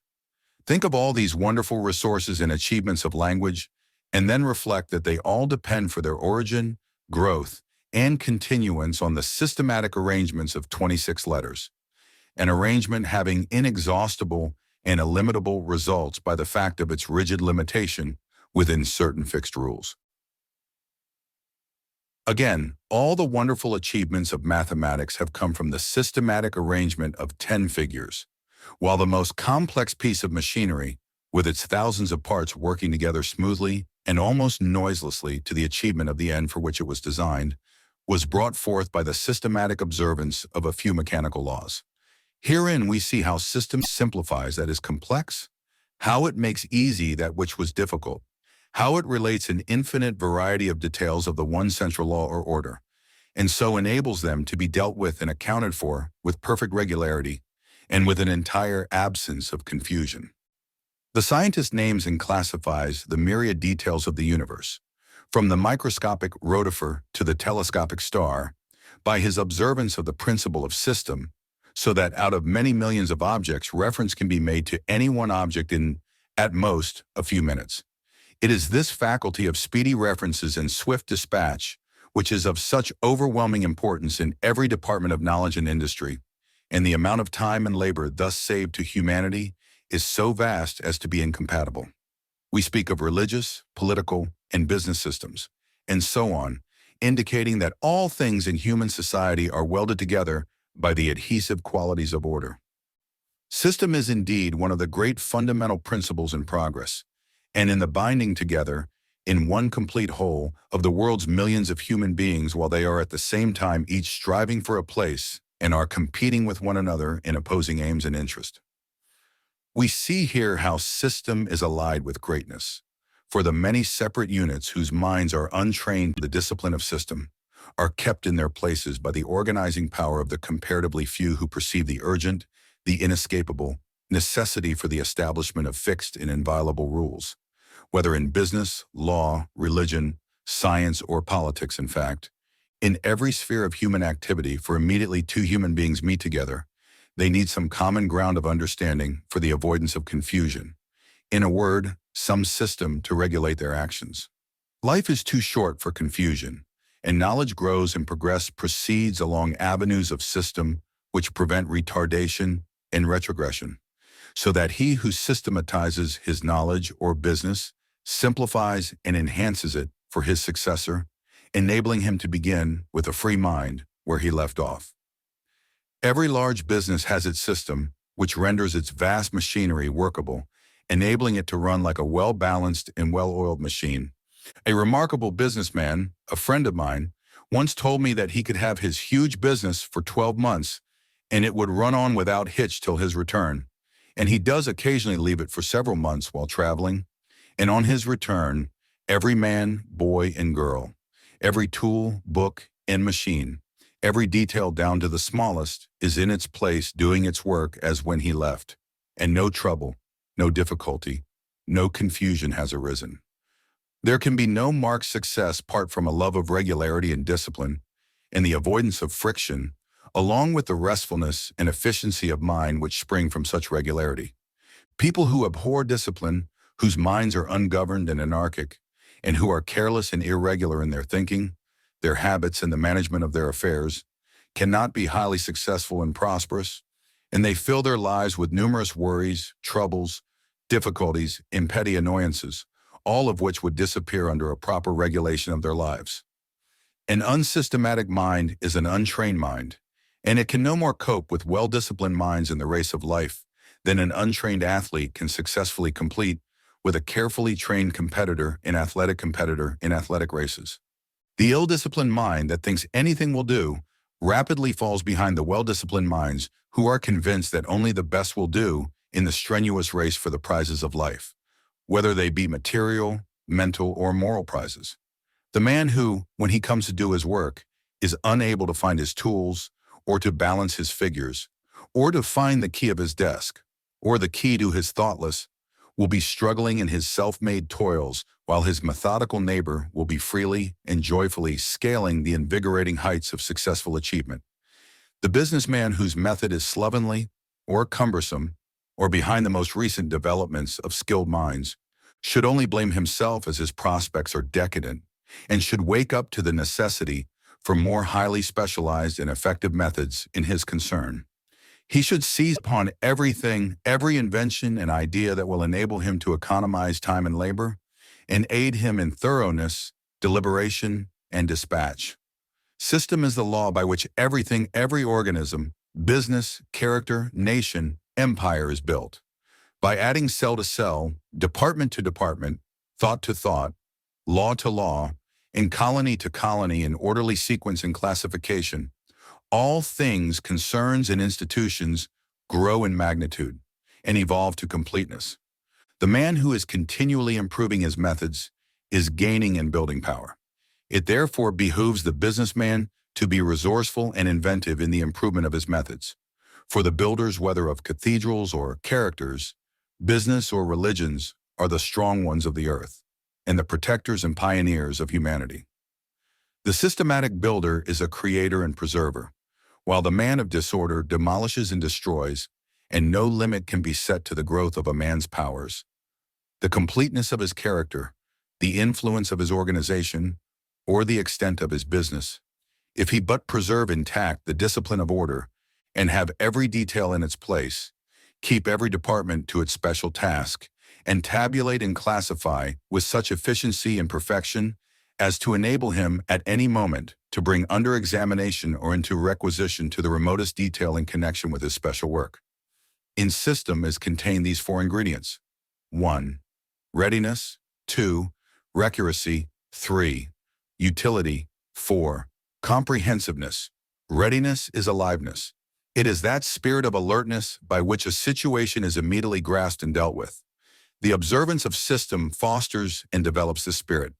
The successful general must have the power of readily meeting any new and unlooked-for move on the part of the enemy. So every businessman must have the readiness to deal with any unexpected development affecting his line of trade. And so also must the man of thought be able to deal with the details of any new problems which may arise.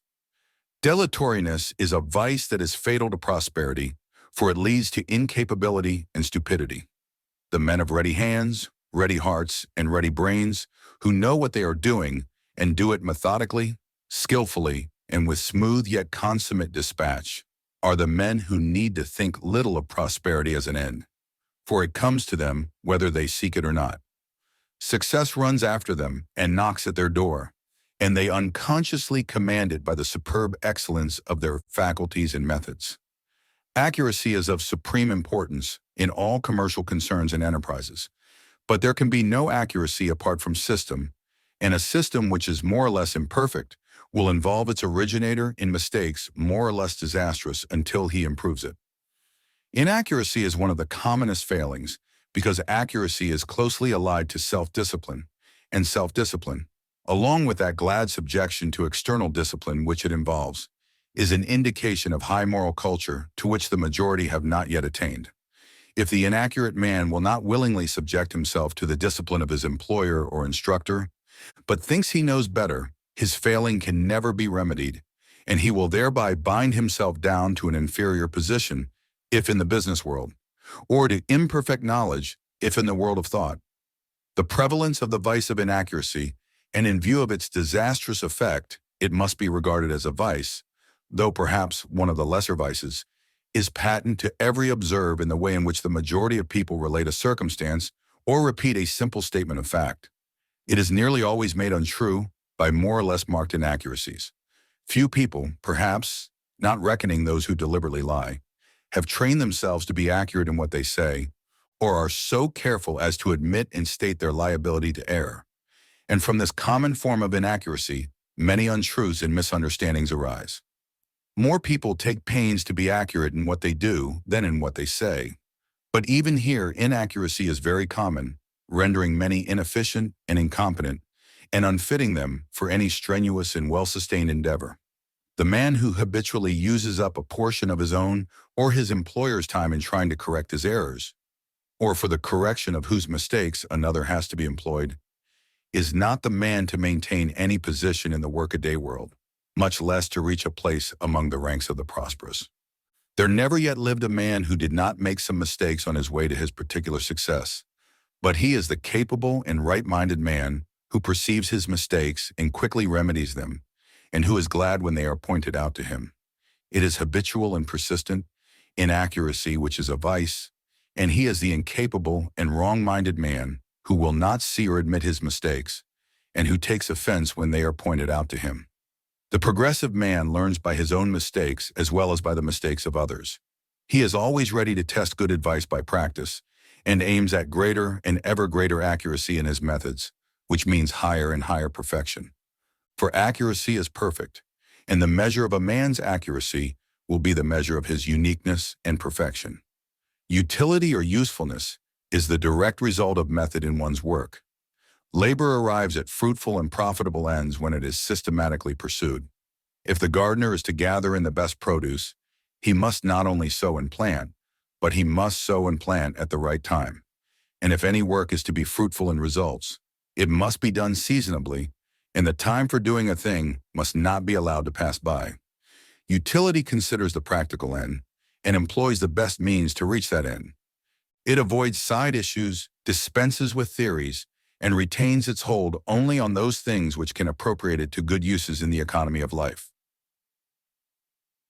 Unpractical people burden their minds with useless and unverifiable theories and court failure by entertaining speculations which, by their very nature, cannot be applied in practice. The man whose powers are shown in what he does, and not in mere talking or arguing, avoids metaphysical quibbling and quandaries, and applies himself to the accomplishment of some good and useful end. That which cannot be reduced to practice should not be allowed to hamper the mind. It should be thrown aside, abandoned, and ignored. A man recently told me that if his theory should be proved to have no useful end, he should still retain his hold upon it as a beautiful theory. If a man chooses to cling to so-called beautiful theories, which are proved to have no use in life and no substantial basis of reality, he must not be surprised if he fails in his worldly undertakings, for he is an unpractical man. When the powers of the mind are diverted from speculative theorizing to practical doing, whether in material or moral directions, skill, power, knowledge, and prosperity increase. A man's prosperity is measured by his usefulness to the community, and a man is useful in accordance with that he does, and not because of the theories which he entertains. The carpenter fashions a chair, the builder erects a house, the mechanic produces a machine, and the wise man molds a perfect character. Not the schismatic, the theorists, and the controversialists, but the workers, the makers, and the doers are the salt of the earth. Let a man turn away from the mirages of intellectual speculation and begin to do something, and to do it with all his might, and he will thereby gain a special knowledge, wield a special power, and reach his own unique position in prosperity among his fellows. Comprehensiveness is that quality of mind which enables a man to deal with a large number of related details, to grasp them in their entirety, along with the single principle which governs them and binds them together. It is a masterly quality, giving organizing and governing power, and is developed by systematic attention to details. The successful merchant holds in his mind, as it were, all the details of his business and regulates them by a system adapted to his particular form of trade. The inventor has in his mind all the details of his machine, along with their relation to a central mechanical principle, and so perfects his invention. The author of a great poem or story relates all his characters and incidents to a central plot, and so produces a composite and enduring literary work. Comprehensiveness is analytic and synthetic capacity combined in the same individual. A capacious and well-ordered mind, which holds within its silent depths an army of details in their proper arrangement and true working order, is the mind that is near to genius, even if it has not already arrived. Every man cannot be a genius, nor does he need to be, but he can be gradually evolving his mental capacity by careful attention to system in his thoughts and business. And as his intellect depends and broadens, his powers will be intensified and his prosperity accentuated. Such, then, are four corner pillars in the temple of prosperity, and of themselves they are sufficient to permanently sustain it without the addition of the remaining four. The man who perfects himself in energy, economy, integrity, and system will achieve an enduring success in the work of his life, no matter what the nature of that work may be. It is impossible for one to fail who is full of energy, who carefully economizes his time and money, and virtuously husbands his vitality, who practices unswerving integrity, and who systematizes his work by first systematizing his mind. Such a man's efforts will be rightly directed, and that, too, with concentrated power, so that they will be effective and fruitful. In addition, he will reach a manliness and an independent dignity which will unconsciously command respect and success, and will strengthen weaker ones by its very presence in their midst. Seest thou a man diligent in business? He shall stand before kings. He shall not stand before mean men, says Scripture of such a one. He will not beg or whimper or complain or cynically blame others, but will be too strong and pure and upright a man to sink himself so low. And so, standing high in the nobility and integrity of his character, he will fill a high place in the world and in the estimation of men. His success will be certain and his prosperity will endure. He will stand and not fall in the battle of life. 6. Fifth pillar, sympathy. The remaining pillars are the four central pillars in the temple of prosperity. They gave it greater strength and stability and add both to its beauty and utility. They contribute greatly to its attractiveness, for they belong to the highest moral sphere, and therefore to great beauty and nobility of character. They indeed make a man great, and place him among the comparatively few whose minds are rare, and that shine apart in sparkling purity and bright intelligence. Sympathy should not be confounded with that maudlin and superficial sentiment which, like a pretty flower without root, presently perishes and leaves behind neither seed nor fruit. To fall into hysterical some suffering abroad is not sympathy. Neither are bursts of violent indignation against the cruelties and injustices of others, nor any indication of a sympathetic mind. If one is cruel at home, if he badgers his wife, or beats his children, or abuses his servants, or stabs his neighbors with shafts of bitter sarcasm, what hypocrisy is in his profession of love for suffering people who are outside the immediate range of his influence? What shallow sentiment informs his bursts of indignation against the injustice and hard-heartedness in the world around him? Says Emerson of such, "Go, love thy infant, love thy woodchopper, be good-natured and modest. Have that grace, and never varnish your hard, uncharitable ambition with this incredible tenderness for black folk 1,000 miles off. They love afar as spite at home." The test of a man is in his immediate acts and not in ultra sentiments. And if those acts are consistently informed with selfishness and bitterness, if those at home hear his steps with dread and feel a joyful relief on his departure, how empty are his expressions of sympathy for the suffering, or downtrodden, how futile his membership of a philanthropic society. Though the well of sympathy may feed the spring of tears, that spring more often draws its supply from the dark pool of selfishness. For when selfishness is thwarted, it spends itself in tears. Sympathy is a deep, silent, inexpressible tenderness which is shown in a consistently self-forgetful, gentle character. Sympathetic people are not gushing and spasmodic, but are permanently self-restrained, firm, quiet, unassuming, and gracious. Their undisturbed demeanor, where the suffering of others is concerned, is frequently mistaken for indifference by shallow minds.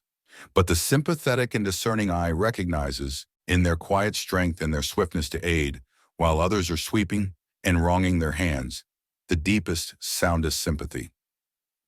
Lack of sympathy is shown in cynicism, ill-natured sarcasm, bitter ridicule, taunting and mockery, and anger and condemnation, as well as in that morbid and false sentiment, which is a theoretical and assumed sympathy, having no basis in practice. Lack of sympathy arises in egotism. Sympathy arises in love. Egotism is involved in ignorance. Love is allied to knowledge. It is common with men to imagine themselves as separate from their fellows, with separate aims and interests, and to regard themselves as right and others wrong in their respective ways. Sympathy lifts a man above this separate and self-centered life, and enables him to live in the hearts of his fellows, and to think and feel with them. He puts himself in their place, and becomes, for the time being, as they are. As Whitman, the hospital hero, expresses it, "I do not ask the wounded person. It is a kind of impertinence to question a suffering creature. Suffering calls for aid and tenderness, and not for curiosity, and the sympathetic man or woman feels the suffering and ministers to its alleviation. Nor can sympathy boast, and wherever self-praise enters in, sympathy passes out.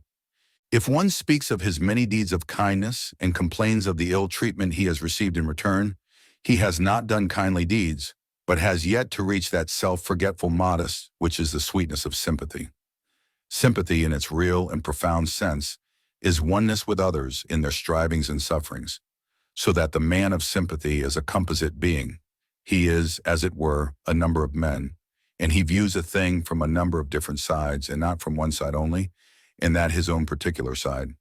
He sees with the others men's eyes, hears with their ears, thinks with their minds, and feels with their hearts. He is thus able to understand men who are vastly different from himself. The meaning of their lives is revealed to him, and he is united to them in the spirit of goodwill. Said Balzac, "The poor fascinate me. Their hunger is my hunger.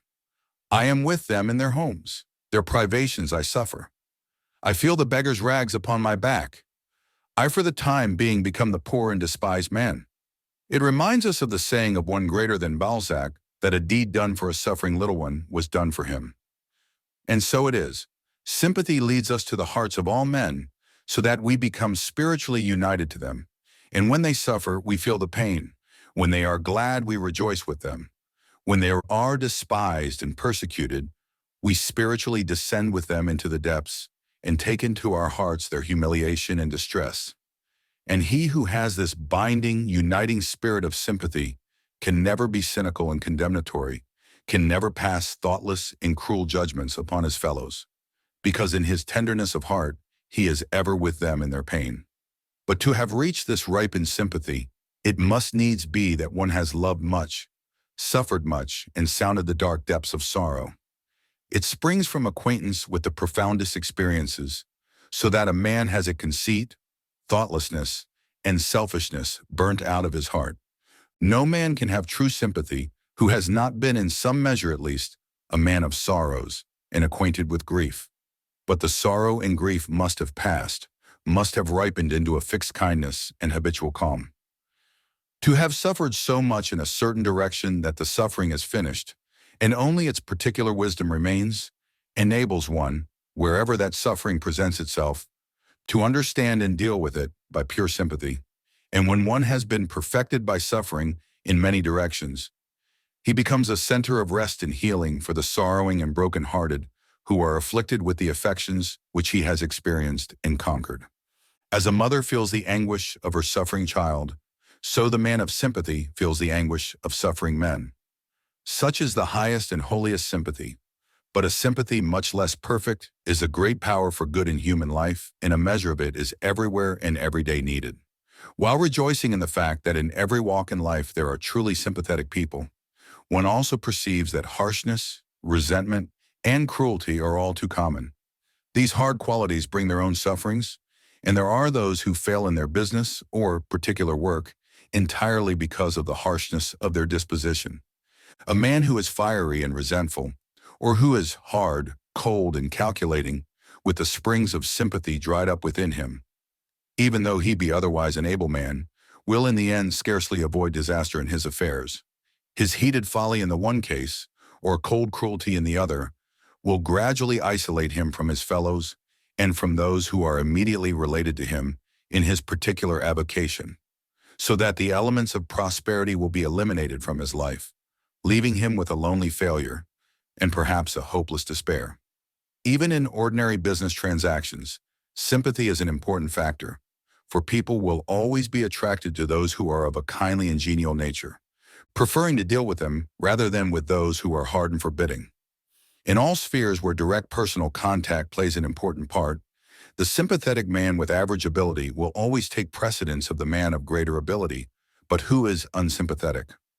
If a man be a minister or a clergyman, a cruel laugh or an unkind sentence from him will seriously injure his reputation and influence, but particularly his influence, for even they who admire his good qualities will, through his unkindness. If a businessman profess religion, people will expect to see the good influence of that religion on his business transactions.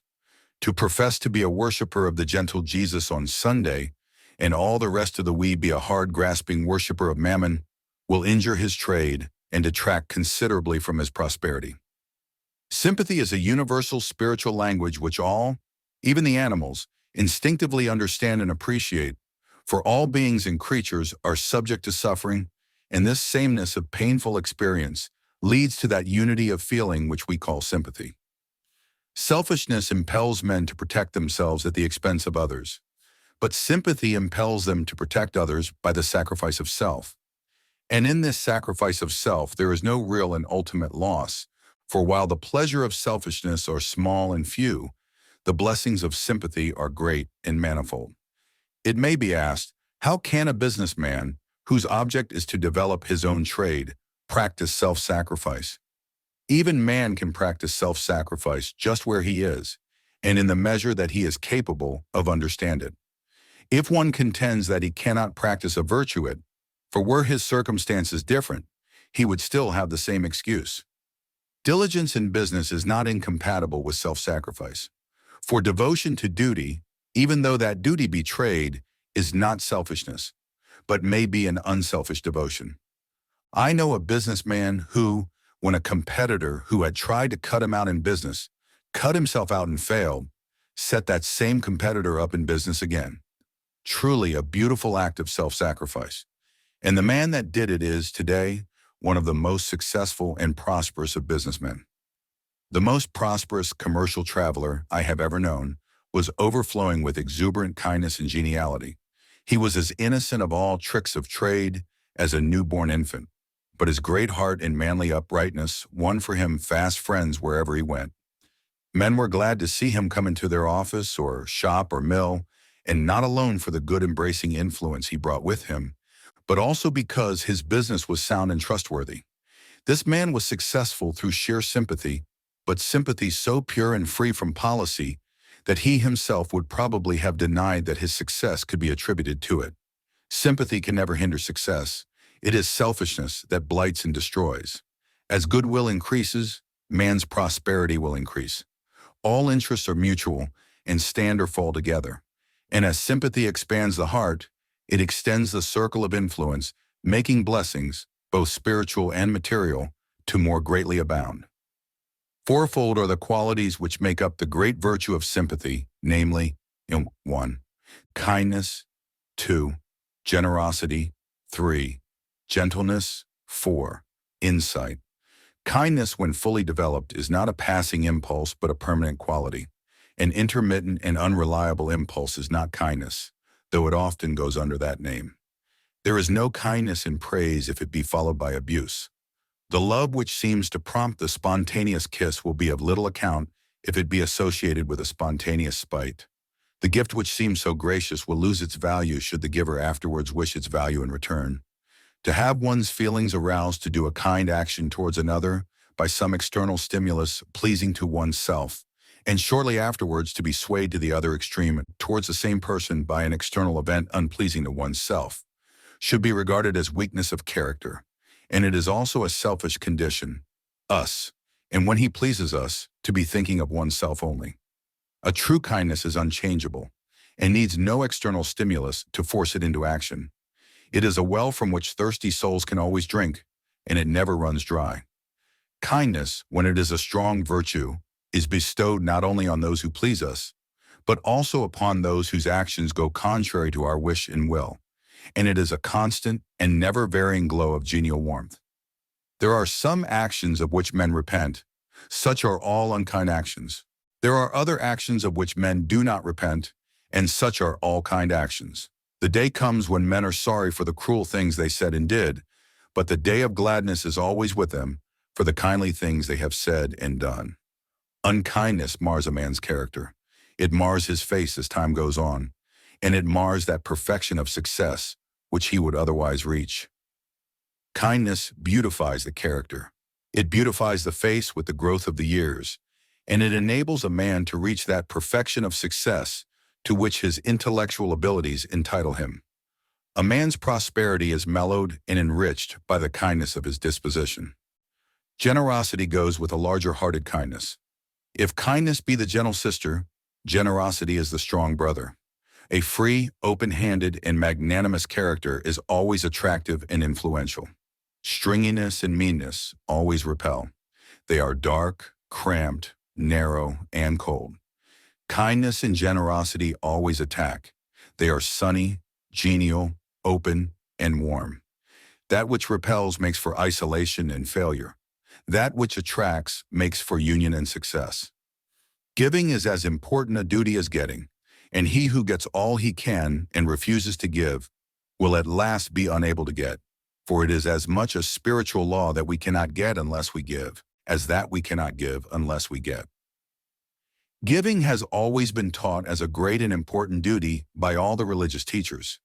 This is because giving is one of the highways of personal growth and progress. It is a means by which we attain to greater and greater unselfishness, and by which we prevent the falling back into selfishness. It implies that we recognize our spiritual and social kinship with our fellow men, and are willing to part with a portion of that we have earned or possess. For man who, the more he gets, hungers for more still, and refuses to loosen his grasp upon his accumulating store, like a wild beast with its prey, is retrogressing. He is shutting himself out from all the higher and joy-giving qualities, and from free and life-giving communion with unselfish, happy, human hearts. Dickens's Scrooge in A Christmas Carol represents the condition of such a man with graphic vividness and dramatic force. Our public men in England today, probably also in America, are nearly all, I think I might say all, for I have not yet met an exception, great givers. These men, Lord mayors, magistrates, town and city councillors, and all men filling responsible public offices, being men who have been singularly successful in the management of their own private affairs, are considered the best men for the management of public affairs, and numerous noble institutions throughout the land are perpetual witnesses to the munificence of their gifts. Nor have I been able to find any substantial truth in the accusation, so often hurled against such men by the envious and unsuccessful, that their riches are made unjustly. Without being perfect men, they are an honorable class of manly, vigorous, generous, and successful men, who have acquired riches and honor by sheer industry, ability, and uprightness. Let a man beware of greed, of meanness, of envy, of jealousy, of suspicion, for these things, if harbored, will rob him of all that is best in life, aye, even all that is best in material things, as well as all that is best in character and happiness. Let him be liberal of heart and generous of hand, magnanimous and trusting, not only giving cheerfully and often of his substance, but allowing his friends and fellow men freedom of thought and action. Let him be thus. And honor, plenty, and prosperity will come knocking at the door for admittance as his friends and guests. Gentleness is akin to divinity. Perhaps no quality is so far removed from all that is coarse, brutal, and selfish as gentleness, so that when one is becoming gentle, he is becoming divine. It can only be acquired after much experience and through great self-discipline. It only becomes established in a man's heart when he has controlled and brought into subjection his animal voice, a distinct, firm, but quiet enunciation, and freedom from excitement, vehemence, or resentment in peculiarly aggravating circumstances. If there is one quality which, above all others, should distinguish the religious man, it is the quality of gentleness, for it is the hallmark of spiritual culture. The rudely aggressive man is an affront to cultivated minds and unselfish hearts. Our word gentleman has not altogether departed from its original meaning. It is still applied to one who is modest and self-restrained, and is considerate for the feelings and welfare of others. A gentle man, one whose good behavior is prompted by thoughtfulness and kindliness, is always loved, whatever may be his origin. Quarrelsome people make a display in their bickering and recriminations of their ignorance and lack of culture. The man who has perfected himself in gentleness never quarrels. He never returns the hard word. He leaves it alone, or meets it with a gentle word which is far more powerful than wrath. Gentleness is wedded to wisdom, and the wise man has overcome all anger in himself, and so understands how to overcome it in others. The gentleman is saved from most of the disturbances and turmoils with which uncontrolled men afflict themselves. While they are wearing themselves out with wasteful and needless strain, he is quiet and composed, and such quietness and composure are strong to win in the battle of life. Insight is the gift of sympathy. The sympathetic mind is the profoundly perceiving mind. We understand by experience and not by argument. Before we can know a thing or being, our life must touch its or his life. Argument analyzes the outer skin, but sympathy reaches to the heart. The cynic sees the hat and coat and thinks he sees the man. The sympathetic seer sees the man and is not concerned with the hat and coat. In all kinds of hatred, there is a separation by which each misjudges the other. In all kinds of love, there is a mystic union by which each knows the other. Sympathy being the purest form of this, the greatest poet because he has the largest heart. No other figure in all literature has shown such a profound knowledge of the human heart, and of nature both animate and inanimate. The personal Shakespeare is not to be found in his works. He is merged by sympathy into his characters. The wise man and the philosopher, the madman and the fool, the drunkard and the harlot, these he, for the time into their particular experiences and knew them better than they knew themselves. Shakespeare has no partiality, no prejudice. His sympathy embraces all, from the lowest to the highest. Prejudice is the great barrier to sympathy and knowledge. It is impossible to understand those against whom one harbors a prejudice. We only see men and things as they are when we divest our minds of partial judgments. We become seers as we become sympathizers. Sympathy has knowledge for her companion. Inseparable are the feeling heart and the seeing eye. The man of pity is the man of prophecy. He whose heart beats in tune with all hearts. To him the contents of all hearts are revealed. Nor are past and future any longer insoluble mysteries to the man of sympathy. His moral insight apprehends the perfect round of human life. Sympathetic insight lifts a man into the consciousness of freedom, gladness, and power. His spirit inhales joy as his lungs inhale air. There are no longer any fears of his fellow men of competition, hard times, enemies, and the like. These groveling illusions have disappeared, and there has opened up before his awakened vision a realm of greatness and grandeur. 7. Six-pillar sincerity. Human society is held together by its sincerity. A universal falseness would beget a universal mistrust, which would bring about a universal separation, if not destruction. Life is made sane, wholesome, and happy by our deep-rooted belief in one another. If we did not trust men, we could not transact business with them, could not even associate with them. Shakespeare's Timon shows us the wretched condition of a man who, through his own folly, has lost all faith in the sincerity of human nature. He cuts himself off from the company of all men and finally commits suicide. Emerson has something to the effect that if the trust system were withdrawn from commerce, society would fall to pieces. That system being an indication of the universal confidence men place in each other. Business, commonly supposed by the short-sighted and foolish to be all fraud and deception, is based on a great trust, a trust that men will meet and fulfill their obligations. Payment is not asked until the goods are delivered, and the fact of the continuance of this system for ages proves that most men do pay their debts and have no wish to avoid such payment. Back of all its shortcomings, human society rests on a strong basis of truth, its fundamental note in sincerity. Its great leaders are all men of superlative sincerity, and their names and achievements are not allowed to perish, a proof that the virtue of sincerity is admired by all the race. It is easy for the insincere to imagine that everybody is like themselves, and to speak of the rottenness of society, though a rotten thing could endure age after age. For is not everything yellow to the jaundiced eye? People who cannot see anything good in the constitution of human society should overhaul themselves. Their trouble is near home. They call good evil.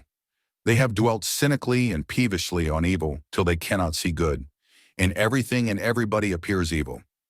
Society is rotten from top to bottom, I heard a man say recently, and he asked me if I did not think so. I replied that I should be sorry to think so, that while society had many blemishes, it was sound at the core and contained within itself the seeds of perfection. Society indeed is so sound that the man who is playing a part for the accomplishment of entirely selfish ends cannot long prosper and cannot fill any place as an influence.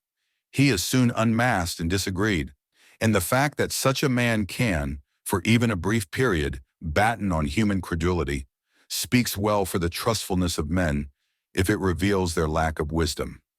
An accomplished actor on the stage is admired, but the designing actor on the stage of life brings himself down to ignominy and contempt. In striving to appear what he is not, he becomes as one having no individuality, no character, and he is deprived of all influence, all power, all success. A man of profound sincerity is a great moral force, and there is no force, not even the highest intellectual force, that can compare with it. Men are powerful in influence according to the soundness and perfection of their sincerity. Morality and sincerity are so closely bound up together that where sincerity is lacking, morality as a power is lacking also, for insincerity undermines all the other virtues, so that they crumble away and become of no account. Even a little insincerity robs a character of all its nobility and makes it common and contemptible.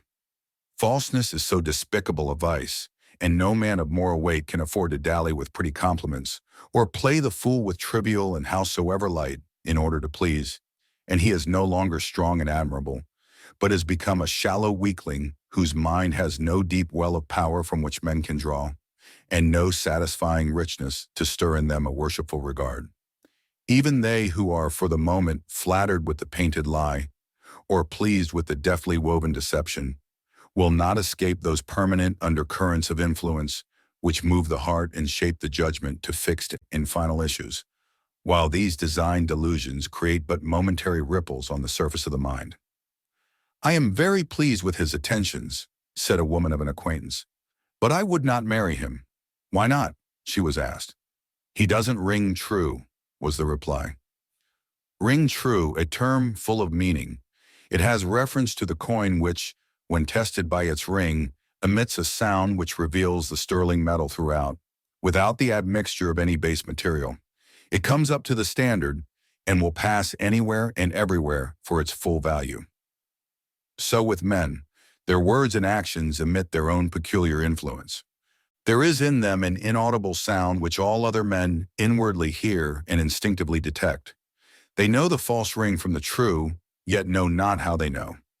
As the outer ear can make the most delicate distinctions in sounds, so the inner ear can make equally subtle distinctions between souls.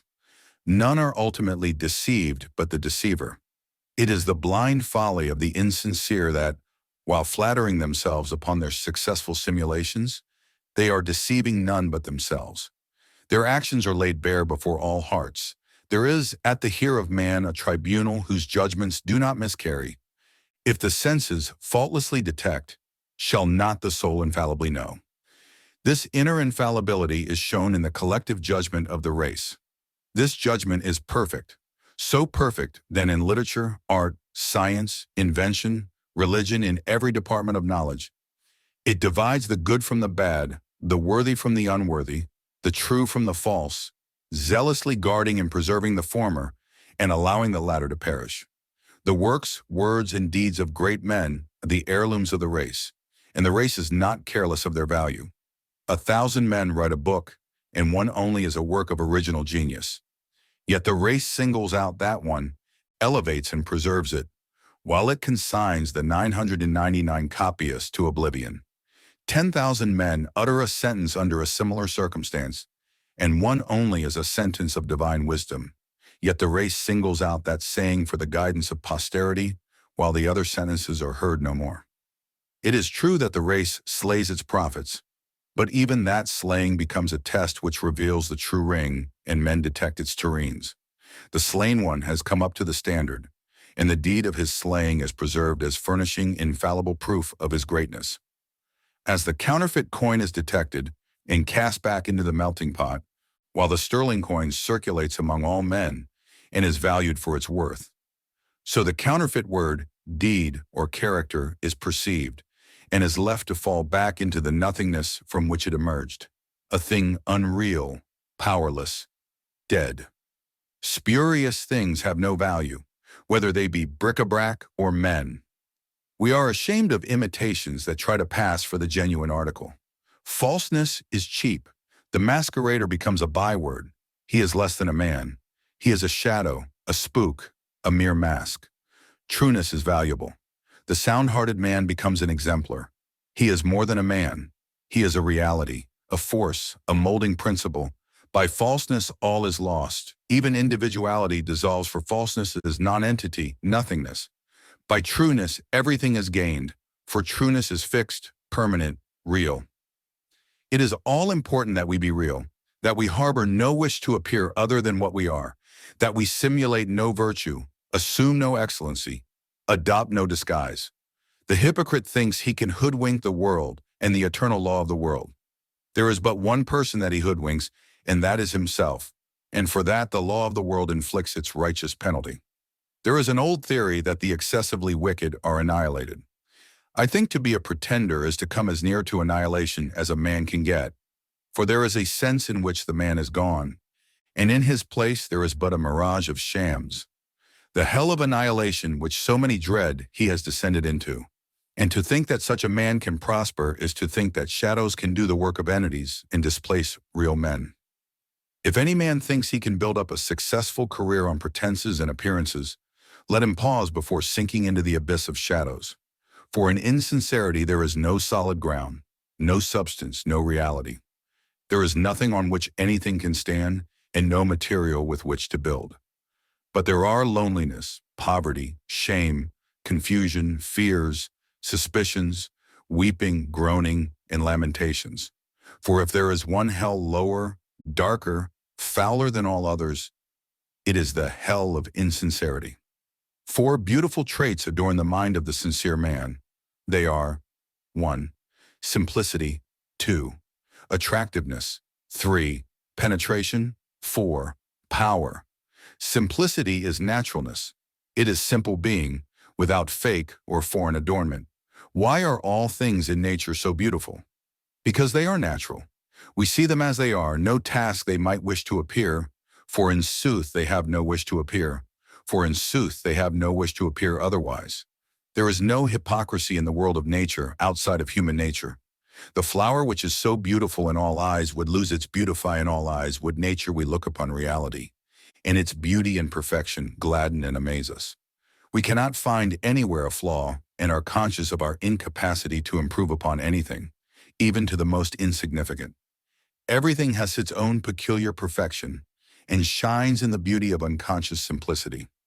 One of the modern social cries is, "Back to nature." It is generally understood to mean a cottage in the country and a piece of land to cultivate.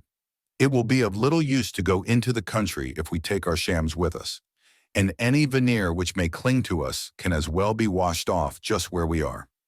It is good that they who feel burdened with the conventions of society should fly to the country and court the quiet of nature, but it will fail if it by anything but a means to that inward redemption which will restore us to the simple and the true. But though humanity has wandered from the natural simplicity of the animal world, it is moving towards a divine simplicity. Men of great genius are such because of their spontaneous simplicity.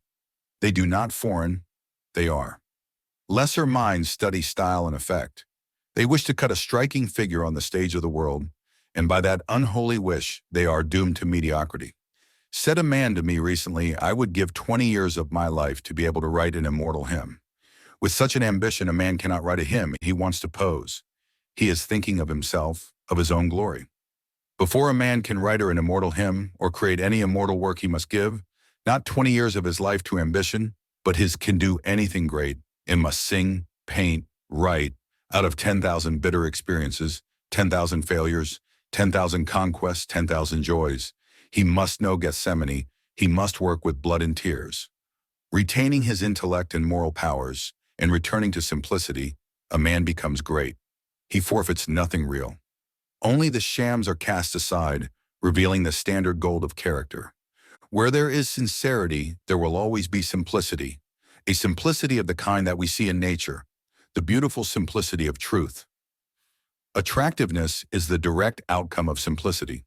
This is seen in the attractiveness of all natural objects, to which we have referred, but in human nature it is manifested as personal influence.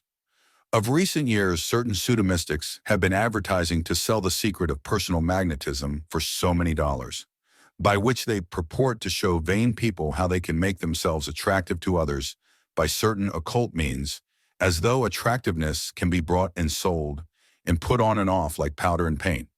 Nor are people who are anxious to be thought attractive likely to become so, for their vanity is a barrier to it. The very desire to be thought attractive is in itself a deception, and it leads to the practice of numerous deceptions. It infers, too, that such people are conscious of lacking the genuine attractions and graces of character, and are on the lookout for a substitute. But there is no substitute for beauty of mind and strength of character. Attractiveness, like genius, is lost by being coveted, and possessed by those who are too solid and sincere of character to desire it. There is nothing in human nature, nor talent, nor intellect, nor affection, nor beauty of features that can compare in attractive power with that soundness of mind and wholeness of heart which we call sincerity. There is a perennial charm about a sincere man or woman, and they draw about themselves the best specimens of human nature. There can be no personal charm apart from sincerity. Infatuation there may be, and is, but this is a kind of disease, and is vastly different from the indissoluble bond by which sincere people are attached. Infatuation ends in painful disillusion, but as there is nothing hidden between sincere souls, and they stand upon that solid ground of reality, there is no illusion to be displayed. Leaders among men attract by the power of their sincerity, and the measures of their sincerity is the measure of their sincerity is the great may be a man's intellect. He can never be a permanent leader and guide of men unless he be sincere. For a time he may sail jauntily upon the stream of popularity and believe himself secure, but it is only that he may shortly fall the lower in popular odium. He cannot long deceive the people with his painted front. They will soon look behind and find of what spurious stuff he is made. He is like a woman with a painted face. She thinks she is admired for her complexion, but all know it is paint and despise her for it. She has one admirer herself, and the hell of limitation to which all the insincere commit themselves is the hell of self-admiration. Sincere people do not think of themselves, of their talent, their genius, their virtue, their beautify, and because they are so unconscious of themselves, they attract all and win their confidence, affection, and esteem. Penetration belongs to the sincere. All shams are unveiled in their presence. All simulators are transparent to the searching eye of the sincere man. With one clear glance he sees through all their flimsy pretenses. Tricksters with under his strong gaze and want to get away from it. He who has rid his heart of all falseness and entertains only that which is true has gained the power to distinguish the false from the true in others. He is not deceived who is not self-deceived. As men looking around on the objects of nature infallibly distinguish them, such as a snake, a bird, a horse, a tree, a rose, and so on, so the sincere man distinguishes between the variety of characters. He perceives in a movement, a look, a word, an act the nature of the man, and acts accordingly. He is on his guard without being suspicious. He is prepared for the pretender without being mistrustful. He acts from positive knowledge and not from negative suspicion. Men are open to him, and he reads their contents. His penetrative judgment pierces to the center of actions. His direct and unequivocal conduct strengthens in others the good and shames the bad, and he is a staff of strength to those who have not yet attained to his soundness of heart and head. Power goes with penetration, and understanding of the nature of actions is accompanied with the power to meet and deal with all actions in the right and best way. Knowledge is always power, but knowledge of the nature of actions is superlative power, and he who possesses it becomes a presence to all hearts and modifies their actions for good. Long after his bodily presence has passed away, he is still a molding force in the world and is a spiritual reality working subtly in the minds of men and shaping them toward sublime ends. At first, his power local and limited, but the circle of righteousness which he has set moving continues to extend and extended till it embraces the whole world, and all men are influenced by it. The sincere man stamps his character upon all that he does, and also upon all people with whom he comes in contact. He speaks a word in season, and someone is impressed. The influence is communicated to another, and presently some despairing soul 10,000 miles away hears it and is restored. Such a power is prosperity in itself, and its worth is not to be valued in coin. Money cannot purchase the priceless jewels of character, but labor and right doing can, and he who makes himself sincere, who acquires a robust soundness throughout his entire being, will become a man of singular success and rare power. Such is the strong pillar of sincerity. Its supporting power is too great that when it is completely erected, the temple of prosperity is secure. Its walls will not crumble, its rafters will not decay, its roof will not fall in. It will stand while the man lives, and when has passed away, it will continue to afford a shelter and a home for others through many generations. 8. Seventh pillar, impartiality. To get rid of prejudice is a great achievement. Prejudices piles obstacles in a man's way, obstacles to health, success, happiness, and prosperity, so that he is continually running up against imaginary enemies, who, when prejudice is removed, are seen to befriend.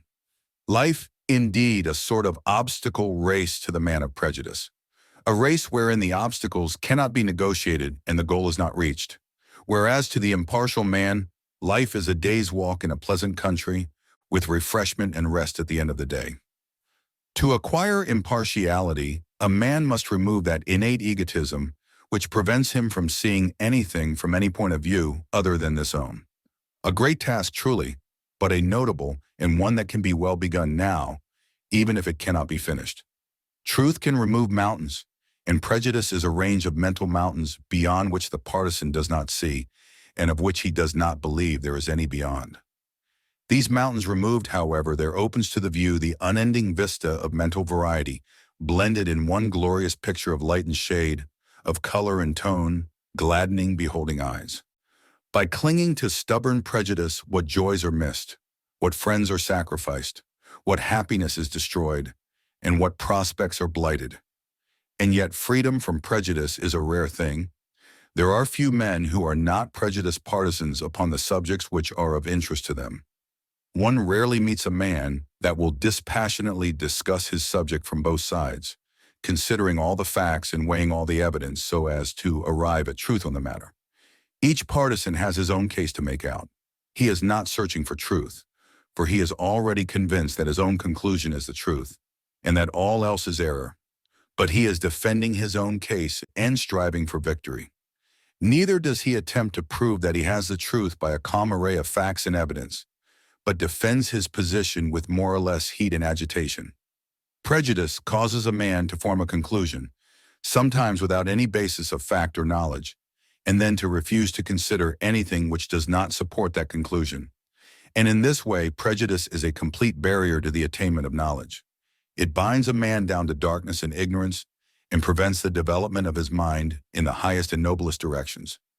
More than this, it also shuts him out from communion with the best minds, and confines him to the dark and solitary cell of his own egotism. Prejudice is a shutting up of the mind against the entrance of new light, against the perception of more beauty, against the hearing of diviner music. The partisan clings to his little, fleeting, flimsy opinion and thinks it the greatest thing in the world. He is so in love with his own conclusion, which is only a form of self-love, that he thinks all men ought to agree with him, and he regards men as more or less stupid who do not see as he sees, while he praises the good judgment of those who are one with him in his view. Such a man cannot have knowledge, cannot have truth. He is confined to the sphere of opinion, to his own self-created illusions, which is outside the realm of reality. He moves in a kind of self-infatuation which prevents him from seeing the commonest facts of life, while his own theories, usually more or less groundless, assume, in his mind, overpowering proportions. He fondly imagines that there is but one side to everything, and that side is his own. There are at least two sides to everything, and he it is who finds the truth in a matter who carefully examines both sides with all freedom from excitement and without any desire for the predominance of one side over another. In its divisions and controversies, the world at large is like two lawyers defending a case.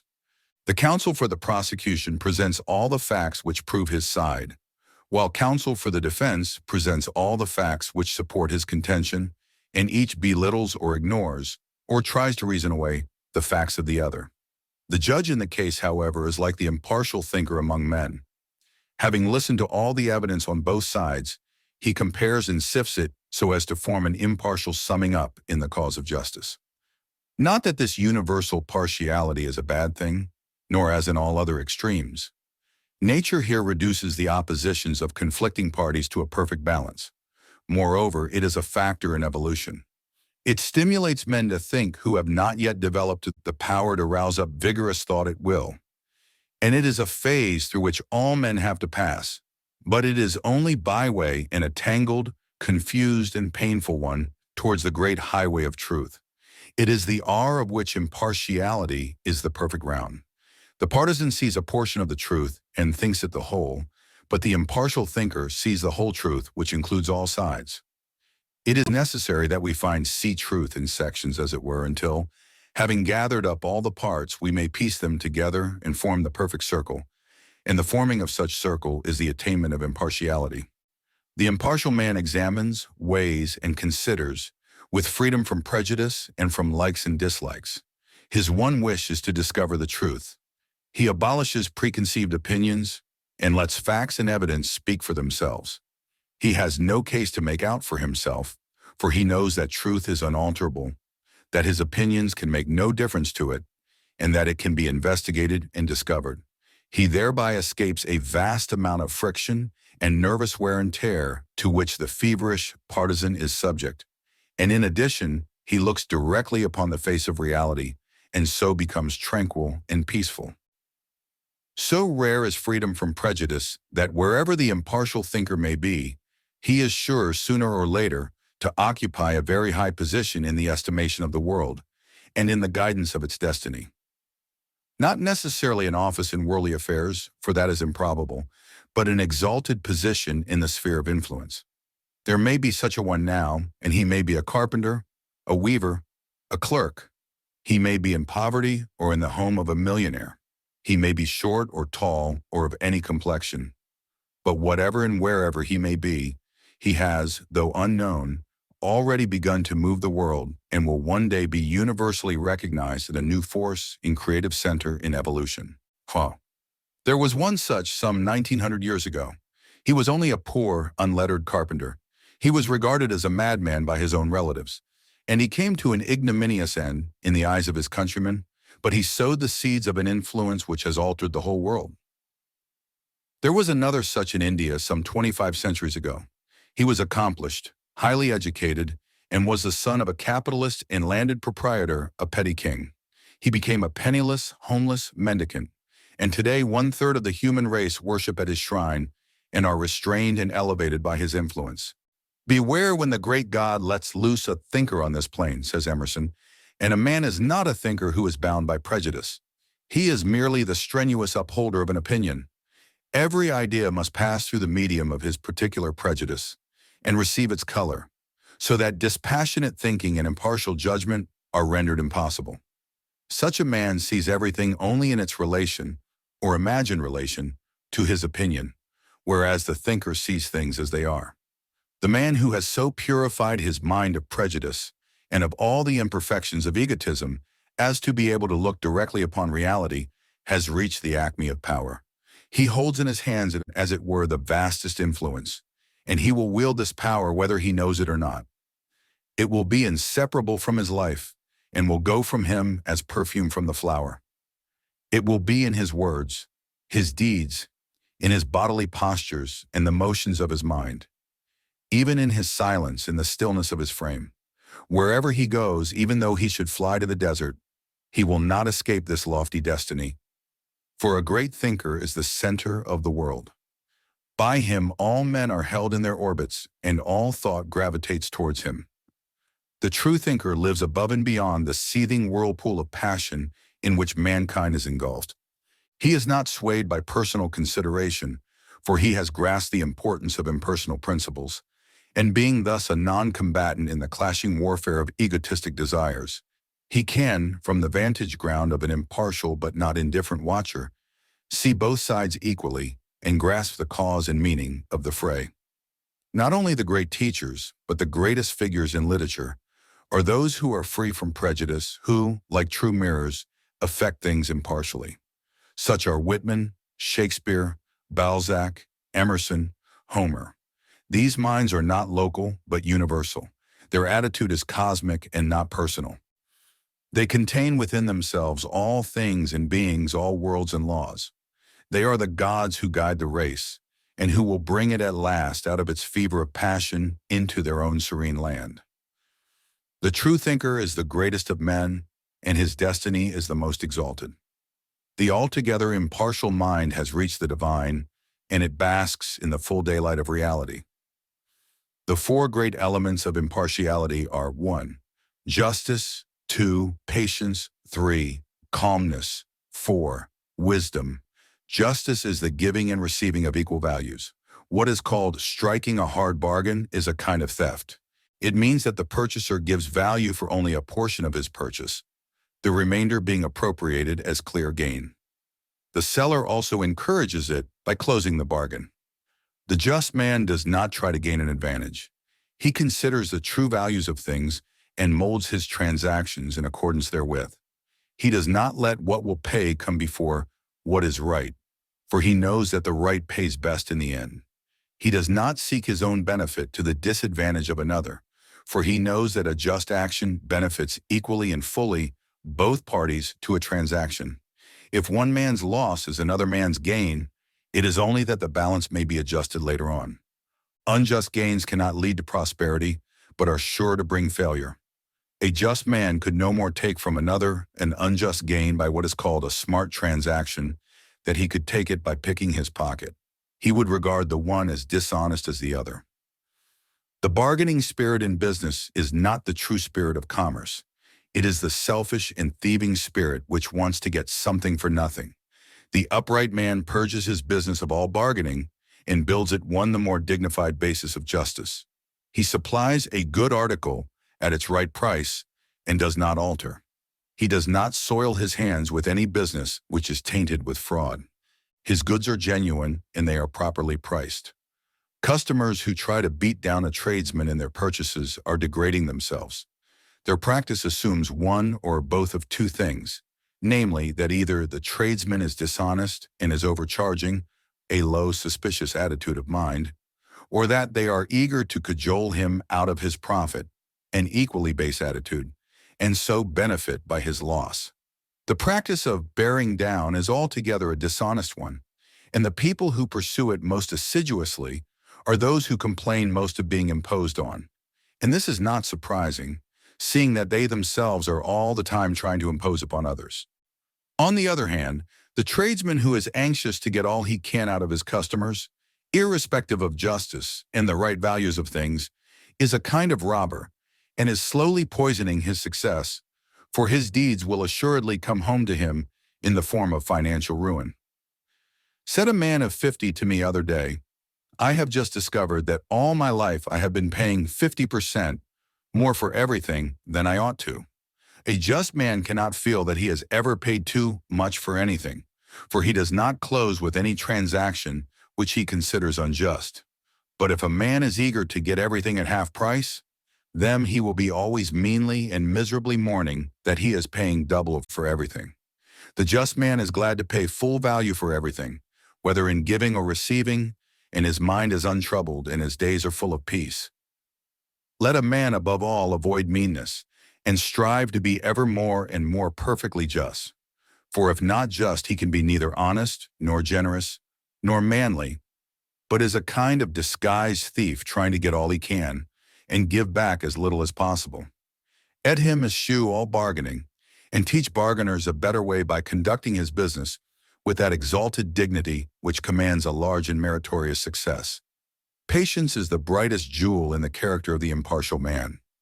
Not a particular patience with a particular thing like a girl with her needlework, or a boy building his toy engine, but on unswerving considerateness, a sweetness of disposition at all times and under the most trying circumstances, an unchangeable and gentle strength which no trial can mar and no persecution can break. A rare possession, it is true, and one not to be expected for a long time yet from the bulk of mankind, but a virtue that can be reached by degree, and even a partial patience will work wonders in a man's life and affairs. As a confirmed impatience, all work devastation. The irascible man is courting speedy disaster, for who will care to deal with a man who continually going off like ground powder when some small spark of complaint or criticism falls upon him?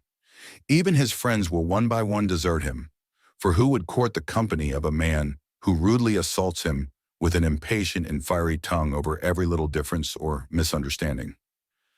A man must begin to wisely control himself and to learn the beautiful lessons of patience if he is to be highly prosperous, if he is to be a man of use and power. He must learn to think of others, to act for their good, and not alone for himself, to be considerate, forbearing, and long-suffering. He must study how to have a heart at peace with men who differ from him on those things which he regards as most vital. He must avoid quarreling as he would avoid drinking a deadly poison. Discords from without will be continually overtaking him, but he must fortify himself against them. He must study how to bring harmonies out of them by the exercise of patience. Strife is common. It pains the heart and distorts the mind. Patience is rare. It enriches the heart and beautifies the mind.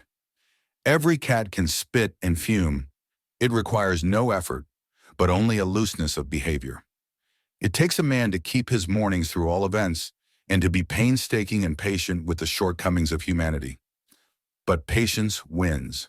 As soft water wears away the hardest rock, so patience overcomes all opposition. It gains the hearts of men. It conquers and controls. Calmness accompanies patience. It is a great and glorious quality. It is the peaceful haven of emancipated souls after their long wanderings on the tempest-riven ocean of passion. It makes the man who has suffered much, endured much, experienced much, and has finally conquered.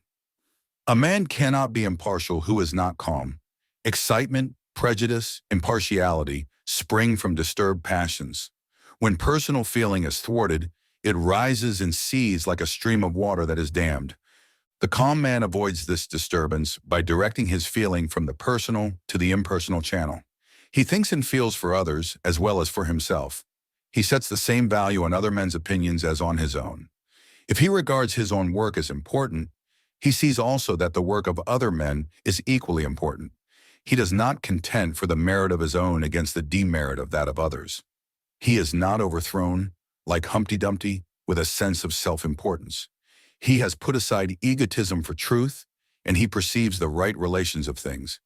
He has conquered irritability, and has come to see that there is nothing in itself that should cause irritation.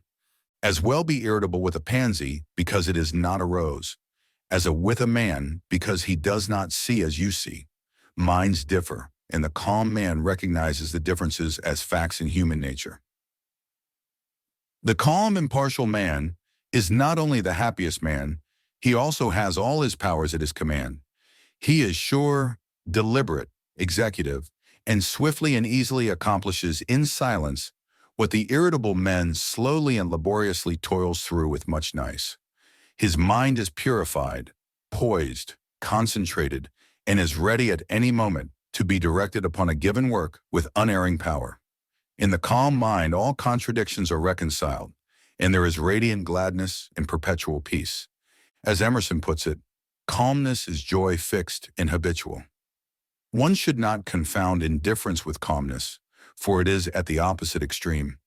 Indifference is lifelines, while calmness is glowing life and full-orbed power. The calm man has partly or entirely conquered self, and having successfully battled with the selfishness within, he knows how to meet and overcome it successfully in others. In any moral content, the calm man is always the victor. So long as he remains calm, defeat is impossible. Self-control is better than riches, and calmness is a perpetual benediction. Wisdom abides with the impartial man. Her counsels guide him, her wings shield him. She leads him along pleasant ways to happy destinations. Wisdom is many-sided. The wise man adapts himself to others. He acts for their good, yet never violates the moral virtues or the principles of right conduct. The foolish man cannot adapt himself to others. He acts for himself only and continually violates the moral virtues and the principles of right conduct. There is a degree of wisdom in every act of impartiality, and once a man has touched and experienced the impartial zone, he can recover it again and again until he finally establishes himself in it. Every thought, word, and act of wisdom tells on the world at large, for it is fraught with greatness. Wisdom is a well of knowledge and a spring of power. It is profound and comprehensive, and is so exact and all-inclusive as to embrace the smallest details. In its spacious greatness, it does not overlook the small. The wise mind is like the world. It contains all things in their proper place and order, and is not burdened thereby. Like the world also, it is free and unconscious of any restrictions. Yet it is never loose, never erring, never sinful and repentant. Wisdom is the steady, grown-up being of whom folly was the crying infant. It was outgrown the weakness and dependence, the errors and punishments of infantile ignorance, and is erect, poised, strong, and serene. The understanding mind needs no external support. It stands of itself on the firm ground of knowledge, not book knowledge, but ripened experience. It has passed through all minds and therefore knows them. It has traveled with all hearts and knows their journeying in joy and sorrow. When wisdom touches a man, he is lifted up and transfigured. He becomes a new being with new aims and powers, and he inhabits a new universe in which to accomplish a new and glorious destiny. Such is the pillar of impartiality, which adds its massive strength and incomparable grace to support and beautify the temple of prosperity. 9. Eighth pillar, self-reliance. Every young man ought to read Emerson's essay on self-reliance. It is the manliest, most virile essay that was ever penned. It is calculated to cure alike those two mental maladies common to youth, namely self-depreciation and self-conceit. It is almost as sure to reveal to the prig the smallness and emptiness of his vanity as it is to show the bashful man the weakness and ineffectuality of his dividends. It is a new revelation of manly dignity, as much a revelation as any that was vouchsafed to ancient seer and prophet, and perhaps a more practical, eminently suited to his mechanic age, coming, as it does, from a modern prophet of a new type and called in a new race, and its chief merit is its powerfully tonic quality. Let not self-reliance be confounded with self-conceit, for as high and excellent as is the one, just so low and worthless is other.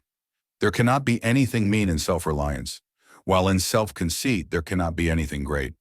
The man that never says no when questioned on subjects of which he is entirely ignorant, to avoid, as he imagines, being thought ignorant, but confidently puts forward guesses and assumptions as knowledge, will be known for his ignorance, and ill-esteemed for his added conceit. An honest confession of ignorance will command respect, where a conceited assumption of knowledge will elicit contempt. The timid, apologetic man who seems almost afraid to live, who fears that he will do something not in the approved way, and will subject himself to ridicule, is not a full man. He must needs imitate others and have no independent action. He needs that self-reliance which will compel him to fall back on his own initiative, and so become a new example instead of the slavish follower of an old one. As for ridicule, he who is hurt by it is no man. The shafts of mockery and sarcasm cannot pierce the strong armor of the self-reliant man. They cannot reach the invincible citadel of his honest heart to sting or wound it. The sharp arrows of irony may rain upon him, but he laughs as they are deflected by the strong breastplate of his confidence and fall harmless about him. Trust thyself, says Emerson. Every heart vibrates to that iron string. Throughout the ages, men have so far leaned, and do still lean, upon external makeshifts instead of standing upon their own native simplicity and original dignity. The few who have had the courage to so stand have been singled out and elevated as heroes. And he is indeed the true hero who has the hardihood to let his nature speak for itself, who has that strong metal which enables him to stand upon his own intrinsic worth. It is true that the candidate for such heroism must endure the test of strength. He must not be shamed from his ground by the bugbears of an initiate conventionalist. He must not fear for his reputation or position, or for his standing in the church or his prestige in local society. He must learn to act and live as independently of these considerations as he does of the current fashions in the antipodes. Yet when he has endured this test, and standard and odium have failed to move or afflict him, he has become a man indeed, one that society will have to reckon with, and finally accept on his own terms. Sooner or later, all men will turn or guidance to the self-reliant man, and while the best minds do not make a prop of him, they respect and value his work and worth, and recognize his place among the goods that have gone before. It must not be thought an indication of self-reliance to scorn to learn. Such an attitude is born of a stubborn superciliousness, which has the elements of weakness and is prophetic of a fall, rather than the elements of strength and the promise of high achievement, which are characteristic of self-reliance. Pride and vanity must not be associated with self-rests upon incidentals and appurtenances on money, clothing, property, prestige, position, and these lost, all is lost.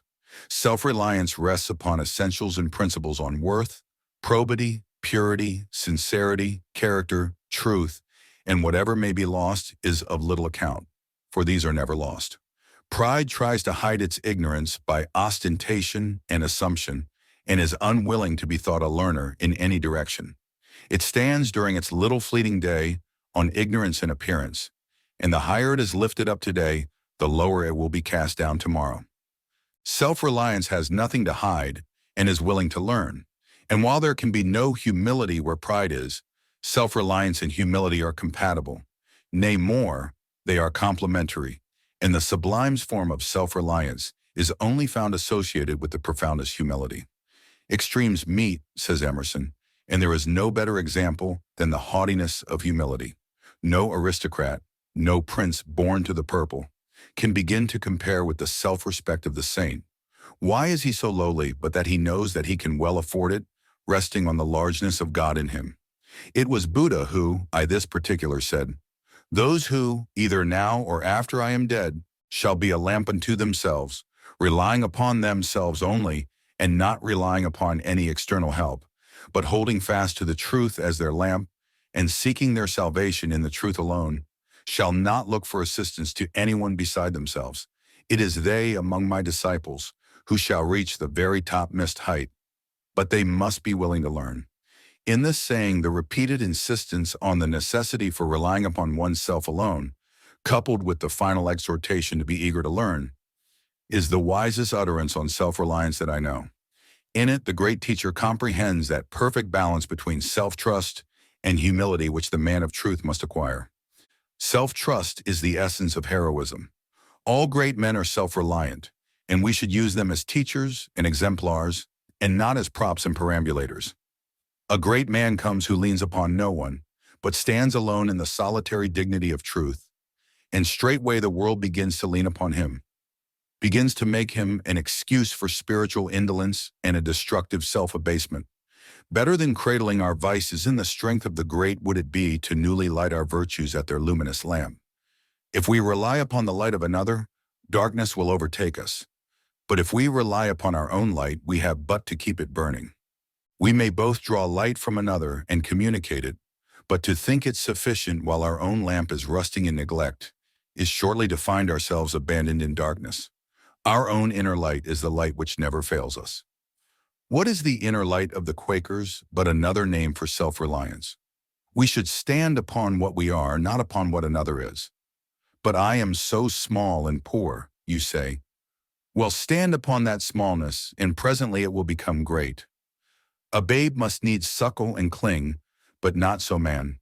Henceforth he goes upon his own limbs. Men pray to God to put into their hands that which they are framed to reach out for, to put into their mouth the food for which they should strenuously labor. But men will outgrow this spiritual infancy. The time will come when men will no more pay a priest to pray for them and preach to them. Man's chief trouble is a mistrust of himself, so that the self-trusting man becomes a rare and singular spectacle. If a man look upon himself as a worm, what can come out of him but an ineffectual wriggling? Truly, he that humbleth shall be exalted, but not he that regardeth himself. A man should see himself as he is, and if there is any unworthiness in him, he should get rid of it, and retain and rely upon that which is of worth. A man is only debased when he debases himself. He is exalted when he lives an exalted life. Why should a man, with ceaseless iterations, draw attention to his fallen nature? There is a false humility which takes a sort of pride in vice. If one has fallen, it is that he may rise and be the wiser for it. If a man falls into a ditch, he does not lie there and call upon every passer-by to mark his fallen state. He gets up and goes on his way with greater care. So if one has fallen into the ditch of vice, let him rise and be cleansed and go on his way rejoicing. There is not a sphere in life wherein a man's influence and prosperity will not be considerably increased by even a measure of self-reliance. And to the teacher, whether secular or religious, to organizers, managers, overseers, and in all positions of control and command, it is an indispensable equipment. The four grand qualities of self-reliance are: 1. Decision. 2. Steadfastness. 3. Dignity. 4. Independence. Decision makes a man strong. The wearer is the weakling. A man who is to play a speaking part, however small, in the drama of life must be decisive and know what he is about. Whatever he doubts, he must not doubt his power to act. He must know his part in life and put all his energy into it. He must have some solid ground of knowledge from which to work and stand securely on that. It may be only the price and quality of stock, but he must know his work thoroughly and know that he knows it. He must be ready at any time to answer for himself when his duty is impugned. He should be so well grounded upon his particular practice as not to be affected with hesitation on any point or in any emergence. It is a true saying that, The man that hesitates is lost. No one believes in him who does not believe in himself, who doubts, halts, and wavers, and cannot extricate himself from the tangled threads of two courses. Who would deal with a tradesman who did not know the price of his own goods, or was not sure where to find them? A man must know his business. If he does not know his own, who shall instruct him? He must be able to give a good report of the truth that is in him, must have that deceived touch which skill and knowledge only can impart. Certainty is a great element in self-reliance. To have weight, a man must have some truth to impart, and all skill is a communication of truth. He must speak with authority and not as the scribes. He must master something and know that he has mastered it, so as to deal with it lucidly and understandingly in the way of a master, and not to remain always an apprentice. Indecision is a disintegrating factor. A minute's faltering may turn back the current of success. Men who are afraid to decide quickly for fear of making a mistake nearly always makes a mistake when they do act. The quickest, in thought and action, are less liable to blunder, and it is better to act with decision and make a mistake than to act with indecision and make a mistake than to act with indecision and make a mistake. For in the former case there is but error, but in the latter, weakness is added to error. A man should be decided always, both where he knows and where he does not know. He should be as ready to say no as yes, as quick to acknowledge his ignorance as to impart his knowledge. If he stands upon fact and acts from the simple truth, he will find no room for halting between two opinions. Make up your mind quickly and act decisively. Better still, have a mind that is already made up, and then decision will be instinctive and spontaneous. Steadfastness arises in the mind that is quick to decide. It is indeed a final decision upon the best course of conduct and the best path in life. It is the vow of the soul to stand firmly by its principles, whatever betide. It is neither necessary nor unnecessary that there by any written or spoken vow, for unswerving loyalty to a fixed principle is the spirit of all vows. The man without fixed principles will not accomplish much. Expediency is a quagmire and a thorny waste, in which a man is continually sticking in the shifting mud of his own moral looseness, and is pricked and scratched with the thorns of his self-created disappointments. One must have some solid ground on which to stand among one's fellows. He cannot stand on the bog of concession. Shiftiness is a vice of weakness, and the vices of weakness do more to undermine character and influence than the vices of strength. The man that is vicious through excess of animal strength takes a shorter cut to truth when his mind is made up that he who is vicious through lack of virility, and whose chief vice consists in not having a mind of his own upon anything. When one understands that power is adaptable to both good and bad ends, it will not surprise him that the drunkards and harlots should reach the kingdom of heaven before the diplomatic religionists. They are at least through in the course which they have adopted, vile though it be, and thoroughness is strength. It only needs that strength to be turned from bad to good. And lo, the loathed sinner has become the lofty saint. A man should have a firm, fixed, determined mind. He should decide upon those principles which are best to stand by in all issues, and which will most safely guide him through the maze of conflicting opinions and inspire him with unflinching courage in the battle of life. Having adopted his principles, they should be more to him than gain or happiness, more even than life itself. And if he never deserts them, he will find that they will never desert him. They will defend him from all enemies, deliver him safely from all dangers, light up his pathway through all darkness and difficulties. They will be to him a light in darkness, a resting place from sorrow, and a refuge from the conflicts of the world. Dignity clothes as with a majestic garment the steadfast mind, he who is as unyielding as a bar of steel when he is expected to compromise with evil, and as supple as a willow wand in adapting himself to that which is good, carries about with him a dignity that calms and uplifts others by its presence. The unsteady mind, the mind that is not anchored to any fixed principles, that is stubborn where its own desires are threatened, and yielding where its own moral welfare is at stake, has no gravity, no balance, no calm composure. The man of dignity cannot be downtrodden and enslaved, because he has ceased to tread upon and enslave himself.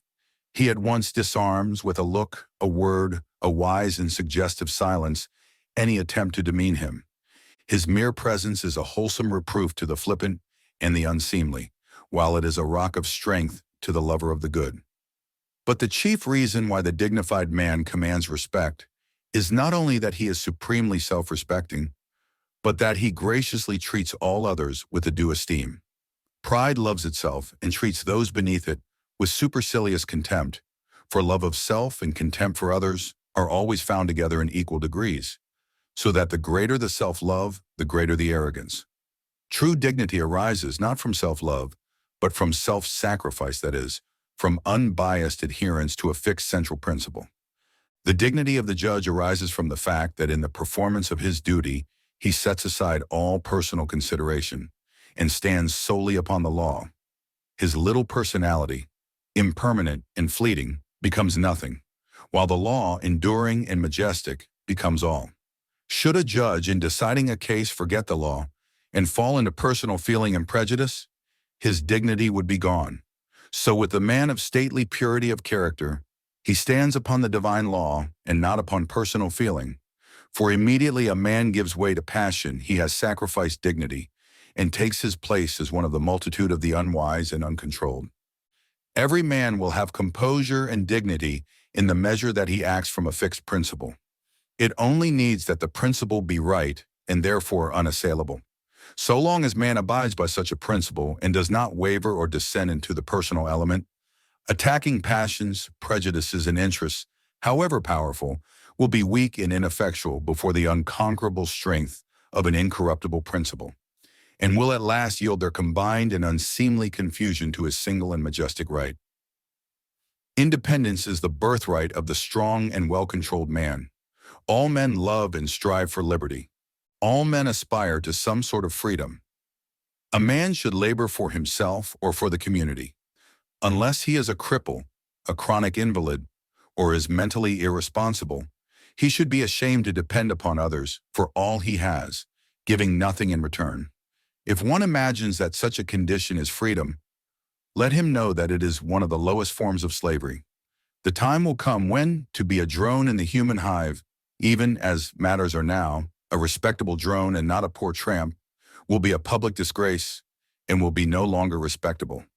Independence, freedom, glorious liberty come through labor and not from idleness, and the self-reliant man is too strong, too honorable, too upright to depend upon others, like a sucking babe, for his support.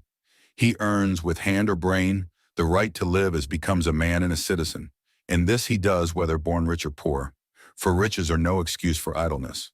Rather are they an opportunity to labor, with the rare facilities which they afford, for the good of the community. Only he who is self-supporting is free, self-reliant, independent. Thus is the nature of the 8 pillars explained. On what foundation they rest, the manner of their building, their ingredients, the fourfold nature of the material of which each is composed, what positions they occupy, and how they support the temple, all may now build. And he who knew but imperfectly may know more perfectly, and he who knew perfectly may rejoice in this systematization and simplification of the moral order in prosperity. Let us now consider the temple itself, that we may know the might of its pillars, the strength of its walls, the endurance of its roof, and the architectural beauty and perfection of the whole. Year 10. The Temple of Prosperity. The reader who has followed the course of this book with a view to obtaining information on the details of money-making, business transactions, profit and loss in various undertakings, prices, markets, agreements, contracts, and other matters connected with the achievement of prosperity, will have noted an entire absence of any instruction on these matters of detail. The reason for this is fourfold, namely first, details cannot stand alone but are powerless to build up anything unless intelligently related to principles. Second, details are infinite and are ceaselessly changing, while principles are few and are eternal and unchangeable. Third, principles are the coherent factors in all details, regulating and harmonizing them, so that to have right principles is to be right in all the subsidiary details. Fourth, a teacher of truth in any direction must adhere rigidly to principles, and must not allow himself to be drawn away from them into the ever-changing maze of private particulars and personal details, because such particulars and details have only a local right and are only necessary for certain individuals. while principles are universally right and are necessary for all men. He who grasps the principles of this book so as to be able to intelligently practice them will be able to reach the heart of this fourfold reason. The details of a man's affairs are important, but they are his details or the details of his particular branch of industry, and all outside that branch are not concerned with them. But moral principles are the same for all men. They are applicable to all conditions and govern all particulars. The man who works from fixed principles does not need to harass himself over the complications of numerous details. He will grasp, as it were, the entire details in one single thought and will see them through and through, illumined by the light of the principle to which they stand related, and this without friction and with freedom from anxiety and strain. Until principles are grasped, details are regarded and dealt with as primary matters, and so viewed they lead to innumerable complications and confused issues. In the light of principles, they are seen to be secondary facts, and so seen, all difficulties connected with them are at once overcome and annulled by a reference to principles. He who is involved in numerous details without the regulating and synthesizing element of principles is like one lost in a forest, with no direct path along which to walk amid the mass of objects. He is swelled up by the details, while the man of principles contains all details within himself. He stands outside them, as it were, and grasps them in their entirety, while the other man can only see the few that are nearest to him at the time. All things are contained in principles. They are the laws of things, and all things observe their own law. It is an error to view things apart from their nature. Details are the letter of which principles are the spirit. It is as true in art, science, literature, commerce as in religion, that the letter killeth, the spirit of giveth life. The body of a man with its wonderful combination of parts is important, but only in its relation to the spirit. The spirit being withdrawn, the body is useless and is put away. The body of a business with all its complicated details is important, but only in its relation to the vivifying principles by which it is controlled. These withdrawn, the business will perish. To have the body of prosperity its material presentation, we must first have the spirit of prosperity, and the spirit of prosperity is the quick spirit of moral virtue. Moral blindness prevails. Men see money, property, pleasure, leisure, etc., and mistaking them for prosperity, strive to get them for their own enjoyment, but when obtained, they find no enjoyment in them. Prosperity is at first a spirit, an attitude of mind, a moral power, a life which manifests outwardly in the form of plenty, happiness, joy. Just as a man cannot become a genius by writing poems, essays, plays, but must develop and acquire the soul of genius, when the writing will follow as effect to cause. So one cannot become prosperous by hoarding up money and by gaining property and possessions, but must develop and acquire the soul of virtue, when the material accessories will follow as effect to cause. For the spirit of virtue is the spirit of joy, and it contains within itself all abundance, all satisfaction, all fullness of life. There is no joy in money, there is no joy in property, there is no joy in material accumulations or in any material things of itself. These things are dead and lifeless. The spirit of joy must be in the man, or it is nowhere. He must have within him the capacity for happiness. He must have the wisdom to know how to use these things, and not merely hoard them. He must possess them, and not be possessed by them. They must be dependent upon him, and not he upon them. They must be dependent upon him, and not he upon them. They must follow him, and not forever be running after them, and they will inevitably follow him, if he has the moral elements within to which they are related. Nothing is absent from the kingdom of heaven. It contains all good, true, and necessary things, and the kingdom of God is within you.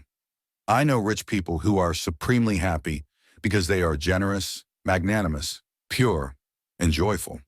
But I also know rich people who are very miserable, and these are they who look to money and possessions for their happiness, and have not developed the spirit of good and of joy within themselves. How can it be said of a wretched man that he is prosperous, even if his income be £10,000 a year? There must be fitness and harmony and satisfaction in a true prosperity. When a rich man is happy, It is that he brought the spirit of happiness to his riches, and not that the riches brought happiness to him. He is a full man with full material advantages and responsibilities, while the miserable rich man is an empty man, looking to riches for that fullness of life which can only be evolved from within. Thus, prosperity resolves itself into a moral capacity, and in the wisdom to rightfully use and lawfully enjoy the material things which are inseparable from our earthly life. If one would be free without, let him first be free within. For if he be bound in a spirit by weakness, selfishness, or vice, how can the possession of money liberate him? Will it not rather become in his hands a ready instrument by which to further enslave himself? The visible effects of prosperity, then, must not be considered alone, but in their relation to the mental and moral cause. There is a hidden foundation to every building. The fact that it continues to stand is proof of that. There is a hidden foundation to every form of established success. Its permanence proves that it is so. Prosperity stands on the foundation of character, and there is not, in all the wide universe, any other foundation. True wealth is weal, welfare, well-being, soundness, wholeness, and happiness. The wretched rich are not truly wealthy. They are merely encumbered with money, luxury, and leisure, as instruments of self-torture. By their possessions, they are self-cursed. The moral man is ever blessed, ever happy, and his life, viewed as a whole, is always a success. To these there is no exception, for whatever failures he may have in detail, the finished work of his life will be sound, whole, complete, and through all he will have a quiet conscience, an honorable name, and all manifold blessings which are inseparable from richness of character. And without this moral richness, financial riches will not avail or satisfy. Let us briefly recapitulate and again view the 8 pillars in their strength and splendor. Energy, rousing one's self up to strenuous and unremitting exertion in the accomplishment of one's task. Economy, concentration of power, the conservation of both capital and character, the latter being mental capital, and therefore of the utmost importance. Integrity, unswerving honesty, keeping inviolate all promises, agreements, and contracts apart from all considerations of loss or gain. System, making all details subservient to order, and thereby relieving the memory and the mind of superfluous work and strain by reducing many to one. Sympathy, magnanimity, generosity, gentleness, and tenderness, being open-handed, free, and kind. Sincerity, being sound and whole, robust and true, and therefore not being one person in public and another in private, and not assuming good actions openly while doing bad actions in secret. Impartiality. Justice, not striving for self, but weighing both sides, and acting in accordance with equity. Self-reliance.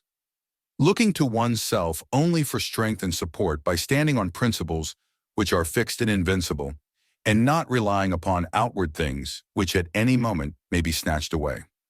How can any life be other than successful which is built on these 8 pillars? Their strength is such that no physical or intellectual strength can compare with it, and to have built all the 8 perfectly would render a man invincible.